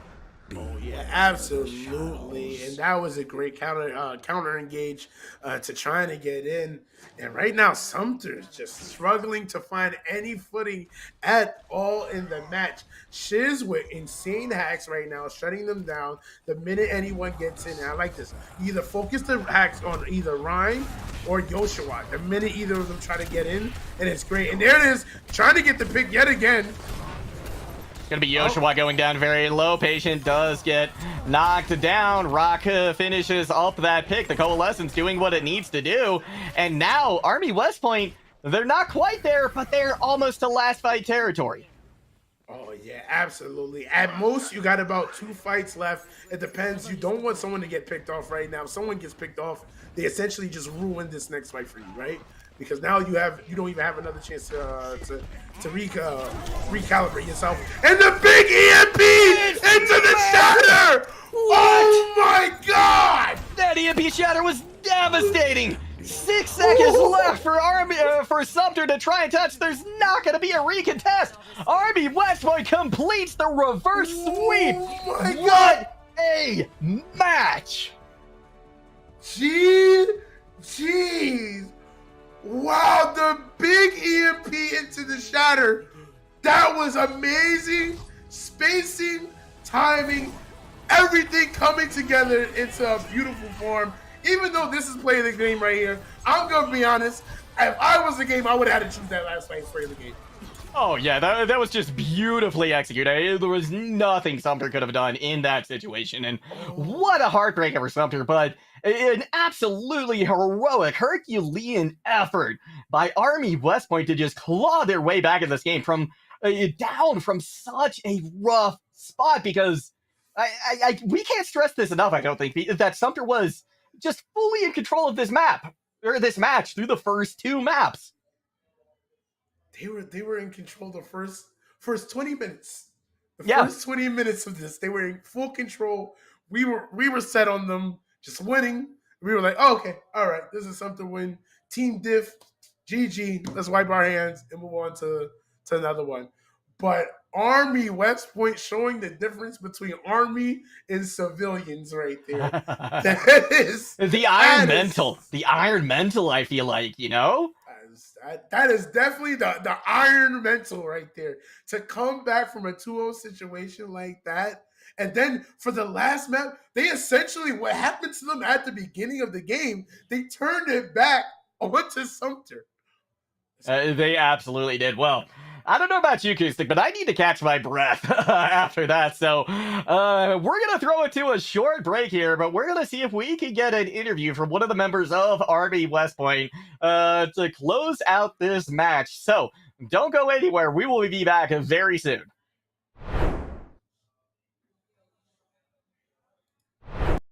Anymore, and like Smash was something I always cared about and always wanted to do, so I quit work, and with the money I had saved up I pursued Smash for like a year and a half, and like that phase just kind of ended, and I don't regret it. I don't regret it at all. Like I wasn't like making a lot of money through it, but it was something I was passionate about, something I wanted to do, and I'm really glad that I did it, and I hope that other people can consider like following their passions like that, but also with proceeding like with caution, doing what is available to them, you know, and just finding like who they are and what makes them happy, I guess. Thank you so much again for your time and doing this interview with me. I really appreciate it.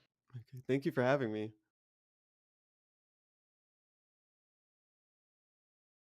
Is that we don't have these preconceived notions, and we're willing to listen to our membership and read the room, read college athletics and how it's connected and how it's not, and take what we have expertise in championships, but also throw out some of the other stuff. I remember when we first started, there were some conferences were applying their amateurism rules to all of their esports competitors, and I think we knew enough to know that no, that's not going to work in an esports culture. It's got to be very different. And by the way, the NCAA was going in a different direction. You could see that Train had already left the station on that, and so it's an incredibly dynamic area and ever changing, and will continue to change. And just as we didn't know when we started what it's going to be looking like, I think similarly we still don't know what it's going to be in another 5 years. I know enough to know that all of us are still going to have a thriving esports program that's doing a real good service for our members and for our competitors. But we still don't know necessarily what some of that is going to look like, and that's pretty cool about it all. Let me ask you this, because you all are used to dealing with your athletic directors, and each of them are dealing with what's in front of them in their athletic departments. My guess is at least some of your schools are that this is not necessarily operating within the athletic department. And can you talk about how you navigate that in a conference office, and maybe the best way to handle that, or do you have preferences? Do you try to steer them one way or the other? And just talk a little bit about that, if you don't mind. Sure. The majority of our schools are not under the athletics umbrella. We have one institution that perhaps by next year will be under the auspices of athletics, but most of them are in other departments across campus. One of the things that has helped us is that we have support from the president's office. And so in order to participate in Mountain West events, you have to have an adult non-student administrator that oversees that, you know, the eSport program. And that's where we get assistance with, you know, eligibility checks and, you know, what, please complete your roster, things like that. I don't know in the future, and it depends on, you know, who's sitting in the athletics director's chairs, whether or not more esport teams will go under the umbrella of athletics. And I'm kind of indifferent in terms of whether it should, because I don't want esports to go down the road that some conventional sports have gone down with the NCAA. So we have a unique opportunity to kind of craft esports in a way that fits what esports is, as opposed to trying to fit it into a conventional athletics box, so to speak. Right. You know, I think the success of our program and getting participation is exactly that. The fact that we're not tying it in necessarily to athletics and NCAA eligibility. Like Carolyn, we probably have 3 or 4 schools that are under athletics. And I know it puts them in a difficult position sometimes trying to make some decisions. I got a request recently to consider allowing part-time students to participate during this year, because some schools struggle sometimes to fill out all the games that they want to play with us. And we held off on that for now. You know, we defer to the institution and say, what's your policy for those that are under student development or activities? What's your policy for allowing students to participate? And if you certify that they're eligible under your current policies, then that's good for us. I also think, and I was part of some of the conversations early on with the NCAA years ago about the NCAA getting involved as a Division II representative, and I was crossing my fingers that wouldn't happen. Just because I think this needs time to grow, you know, and expand. Can I ask Bob a question? Because you mentioned part-time enrollment. And one of the things that we've done here is that as a conference, we've just set eligibility standards, full-time enrollment, making progress towards your degree as the institution defines it. Are you guys doing something like that as well? Because we've gotten that part-time enrollment question and we've said no. Yeah, no, I don't think we've gotten that far down the line, Carolyn, to ask for that. I think we kind of put it on the institution, but we do say that the student has to be a full-time. Now, they could be a full-time grad student, but they have to be full-time as from what the institution decides. Yeah, our eligibility requirements are just as simple as can be. You have to be a full-time student in good standing. Yes. And after that, and that's about it. Now I think we wanted as few impediments to getting this thing rolling as possible in the outset. I do think as schools get more competitive, they will start to distrust one another. And that's why we have this 500-page NCAA manual, because schools distrust one another. But we're not there yet. You know, right now there's still a collective, let's move this forward. And the fact that the NCAA is not administering it, I think, is really helpful to the growth of it all. And yes, we allow grad students. We don't even have a 4 or 5 year clock. If you are full-time enrolled for 10 years in good standing, you can do. And why not? Why would we not say that that's okay? Now, eventually, like I said, we may change our minds if the schools require it. They say, no, this is crazy. Look what they're doing over there. We don't like, you know, but I think we're still a long way from that. Alex, do you have anything? Yeah, I mean, I echo everything that really Carolyn has said. You know, you're gonna have to forgive me. What was the original question? It's been a minute. I know. I'm sorry. Well, just kind of what you set out to do, and then what maybe the realities of it all. And there's so many other jobs as well that can translate out of this experience in esports. The only path is not just as a player. I think all of us are representative of jobs in esports, but it mirrors traditional sports in pretty much the same way. You've got, broadcasters, you've got production people, you've got marketing and sales, and now NIL and things like that. But really, esports is kind of a great accelerator for a lot of new businesses that are coming up in the metaverse and Web3, and there's a lot of new technology that is going to be needed. And so these STEM students that are also esports athletes are really the future workforce and leaders of tomorrow. And us, as well as all of our brand partners that we work with, really recognize this. And I think that's really, a key driver of why brands are in this space. They want to be part of building that future workforce and leadership and shaping it and supporting it. So, yeah, it's been a very interesting space to watch. And we offer such a big, we offer such a big counterpart to traditional sports also, because it's a counterpart, but it's also the same, is what I'm trying to say. Because when you're traditional sports and they're done after their 2-a-day workout and they're done after their practice scrim, they're coming home to play Call of Duty and relax and put their feet up and get a drink and play video games. It grows their brain, problem-solving skills, and their hand-eye coordination while they're home. Hand-eye coordination, if you're a football player, massive skill. So it helps build those things while they're off the field. And then for us, vice versa, if you're an esports athlete, one of the errors I had growing up when I was competing in esports is that I was not active enough. I played sports, I competed a little bit, but I wasn't active enough truly when I look at it. So that's one area that esports players can learn from in terms of activity and physical and the marrying of both. People say, oh, sports and esports, video games. Not really. We're just kind of the tech industry's competitive form of competition, as to where traditional sports are more physical, hands-on. So I believe in the marrying of these two sectors and that they actually live together while also being counterparts.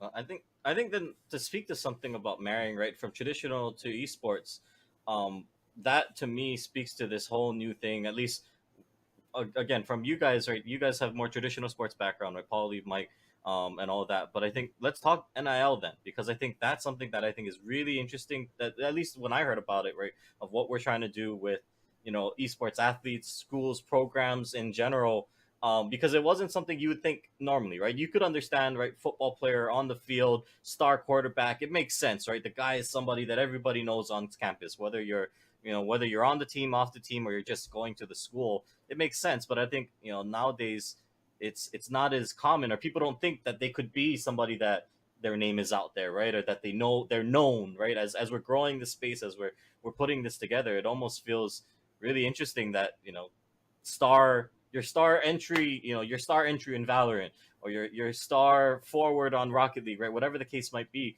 now they can have NIL deals. It's a thing out there. And I think, I don't know, maybe Mike, you want to start off? But I think, thank you for teeing that up. So I was talking for too long. I forgot to bring NIL into the mix. So it's a common occurrence, occupational hazard. So I would say that, so NIL for I'm sure most of you watching understand what it is, but NIL stands for name, image, and likeness. Name, image, and likeness, that term has been utilized. Hello and welcome back, everybody. We have got the foundation of the Army West Point squad in here for the interview. That is right. Welcome, Rock, to the broadcast. First off, Rock, congratulations on truthfully, one of the most exciting matches I have seen in a long time, and certainly one of the most impressive reverse sweeps I have ever seen.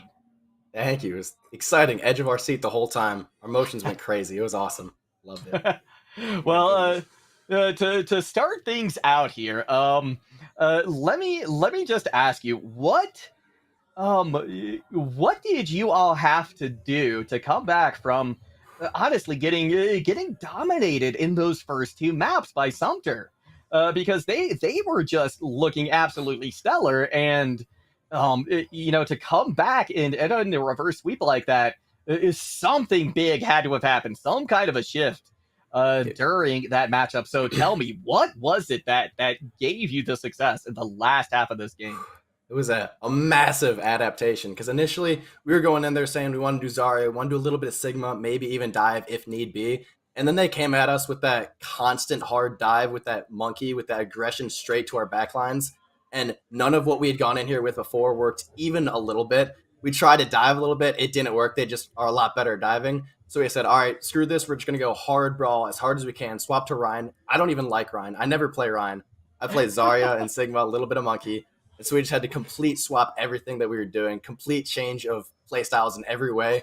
We went back to our roots. We went back to hard shot calling so much hard. Because the first 2 maps, we were just a little slow, but they were just dominating us. We just changed our mindset completely, and it worked. Wow, absolutely amazing, Rock.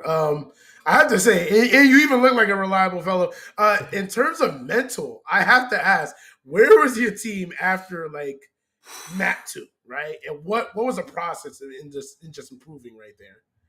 Well, at the end of map 1, we were kind of like kicking ourselves a little bit. We're saying, all right, we're still in this. We got this. Map 2 came around about halfway through, and we're just like, yikes.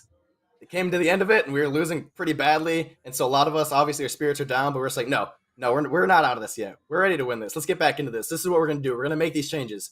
And sure enough, we made those immediately, and our emotions went through the roof. We were so high on life on that. And I have to ask one more question. At one point, you guys saw a Doomfist appear on the map. How did you feel about it? Honestly, It caught us off guard, to say the least. We weren't expecting it, but there was absolutely no complaints. We were expecting a divey of some sort, and we just knew that wasn't as good a dive as they had before, so we were just able to stomp that a little harder than the others. Well, I want to know, looking towards the future now with the Army West Point esports squad, what are you hoping to accomplish this year? Even looking further into the future, just for the program, even in general. For the most part, win. Get our name out there. We're a pretty new program. We started like 3 years ago, so we're really getting our roots going now. We're expanding a lot, and we just want to continue to grow, continue to just get better at what we're doing, grow, and hope to be able to have more opportunities with winning. So right now we're a little limited, but we're growing a lot, and we're going to keep winning and keep growing. Well, that's fantastic to hear, and best of luck to you. Now, before we let you go, one final question I have for you. Do you have any shout-outs you'd like to give to teammates, friends, family, whoever? Well, everybody that was playing in there was absolutely awesome. We went crazy. Our coach, Carthage, she taught us most everything that we were able to use to adjust there. And then a lot of my friends at home were hyping me up in the stream, so huge shout out to Dominic and everybody that was watching that. Really kept our spirits up, and that's what helped our mindsets there. Well, that's fantastic. Again, congratulations to you, Raka. Looking forward to seeing how the Army West Point esports program grows in the future. And again, best of luck to you for the rest of the season. Thank you so much. All right, well, Acoustic, that's going to do it for us here, and I don't know about you, but I feel like I need a nap after that match. So I'm getting on Overwatch after this. well, actually, you know, I'm actually going to do the exact same thing. Maybe we should let's group up. But before we go do that, I want to send us off. And Acoustic, any final words from you before we close things down here tonight? Yet again, just congratulations to Army West Point Esports. Those guys have the mentality of champions, honestly. So congratulations to them. And even congratulations to Sumter. Even though they went out, they started off strong, right? Everyone played well. Just some people weren't able to finish off to the end. And of course, Juggle God, thank you for even having me commentate with you. You are absolutely amazing, my man. And thank you to Esports U for having me on. Absolutely. Well, thank you so much. An absolute pleasure getting to cast with you as well. Big thank you to Coltoon and Rhino Vod, our producer and observer as well. Again, thank you to the entire Esports U squad, KTAD, everybody else involved in making this happen. And we're nothing left for us here on this stream tonight. We will be closing it out, but tomorrow come back because we will be diving deep into Valorant. So be sure to tune in then, but for now, GG's and see you next time.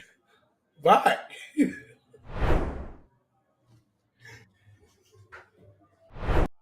transition of traditional student athletes, NCAA athletes, and their ability to monetize their name, image, and likeness. It went live July 1st, 2021, and it has continued over the course of the last nearly 14 months now. It's an interesting term because it's been co-opted to describe the NCAA's approach to student athletes being able to make endorsement money or be able to monetize any part of their name, image, and likeness, but it's been around forever, right? We've had athletes endorsing brands for over 100 years. Babe Ruth of the New York Yankees was endorsing brands 100 years ago, and it has continued onward from baseball cards all the way through now, where we have lots of different integrations of how influencers can monetize their followings. So what I would say on the traditional side is it's still a very young space. There are a lot of stories out there regarding NIL that tend to focus on the negative or how out of control, I put in air quotes, it has gotten. But there is still a burgeoning marketplace for many more student athletes that are involved. About 17% of NCAA athletes are currently involved in NIL, but 65% more than that want to get involved and are curious how to get started. On the flip side, brands are challenged with a few different things in this space. There are 10,000 professional athletes in the United States. Once July 1st, 2021 hit, and you dump every NCAA athlete into that space, that's another 500,000. So brands that maybe didn't have a dedicated athlete strategy when there were 10,000 now have 500,000 plus that 10,000 to figure out how to activate who they are. That's a lot. I understand brands' hesitancy in some instances, but I can tell you that companies like us are on a daily basis educating brands and student athletes as to the software you can use, the types of activations you can get involved in, and how to utilize your followings, or if you don't have to or want to be a social media star, other ways in which you can monetize it. Now, I know I described that under the umbrella of the NCAA, but I see it as being no different in esports. I think there are massive opportunities for people with followings to be able to use that and connect with brands. I think a company like us can help you to do that. And then beyond that, we can make sure that those transactions are safe for you. I think there are opportunities, not just at the individual competitor level, but at the program level to have a sponsorship go to that. I'm sure some of you out there listening and watching already have deals like that in place, but I think we can continue to enhance, augment those deals and make them more comprehensive and make them, first of all, I think product deals are perfectly fine, but I think we can get beyond that and grow some of these deals to a greater extent. Paulie, thoughts on that? Yeah, what you said is right. So I'll put it in for layman's terms here for just the esports players, because I talk to so many of our athletes that compete in our CECC series that are currently still in college. And basically when Mike Blewett says NIL, what he's referring to is just very simple. If a brand or any sort of anyone wants to use your school's name or your brand or anything with you, there is a deal for you that can be put in place, whether it's product deal, whether it's a paid endorsement. You can, whether you're a macro influencer or whether you're a micro influencer, you can be paid for your services. So most of the people, when I talk to them, I won't say people, college athletes, they are, intimidated by the word. They don't really know what it means. They've never done anything with it before. And that's what it means. Any single time a brand or anyone at all wants to use your name or do a deal with you or do some sort of activation with you or your school, that's basically what the layman's terms, the NIL meaning comes from. And it's evolving in this space. There are so many brands that want to associate with micro and macro influencers and just get people involved with their products or their services. So all of you, collegiate athletes out there that are competing in esports, not only are we trying to broker those deals, but also keep your eyes, ears open, and don't be shy or scared to take these deals, because that's what I've heard the most, is that most of the time they're just scared to take them. They don't know what they are. They don't know if they're locking themselves into some agreement or terms that they're like going to give their name away or something too. So this is a really important space, and it's how you're all going to physically make money and build your brands along with company brands. So it's really important to learn. And my advice is to just get your feet wet. Don't worry about shying away. Read the contracts and take some of these deals, because growing your own brand is the future of what our industry is going to be, in my opinion. Exactly. And if you follow in the pro space, you'll see that the pro teams are not only focusing on competitive play, but a lot of them are focusing on their brand and their cultural importance in the space. And so, one of the things that we do also is help athletes build their brand,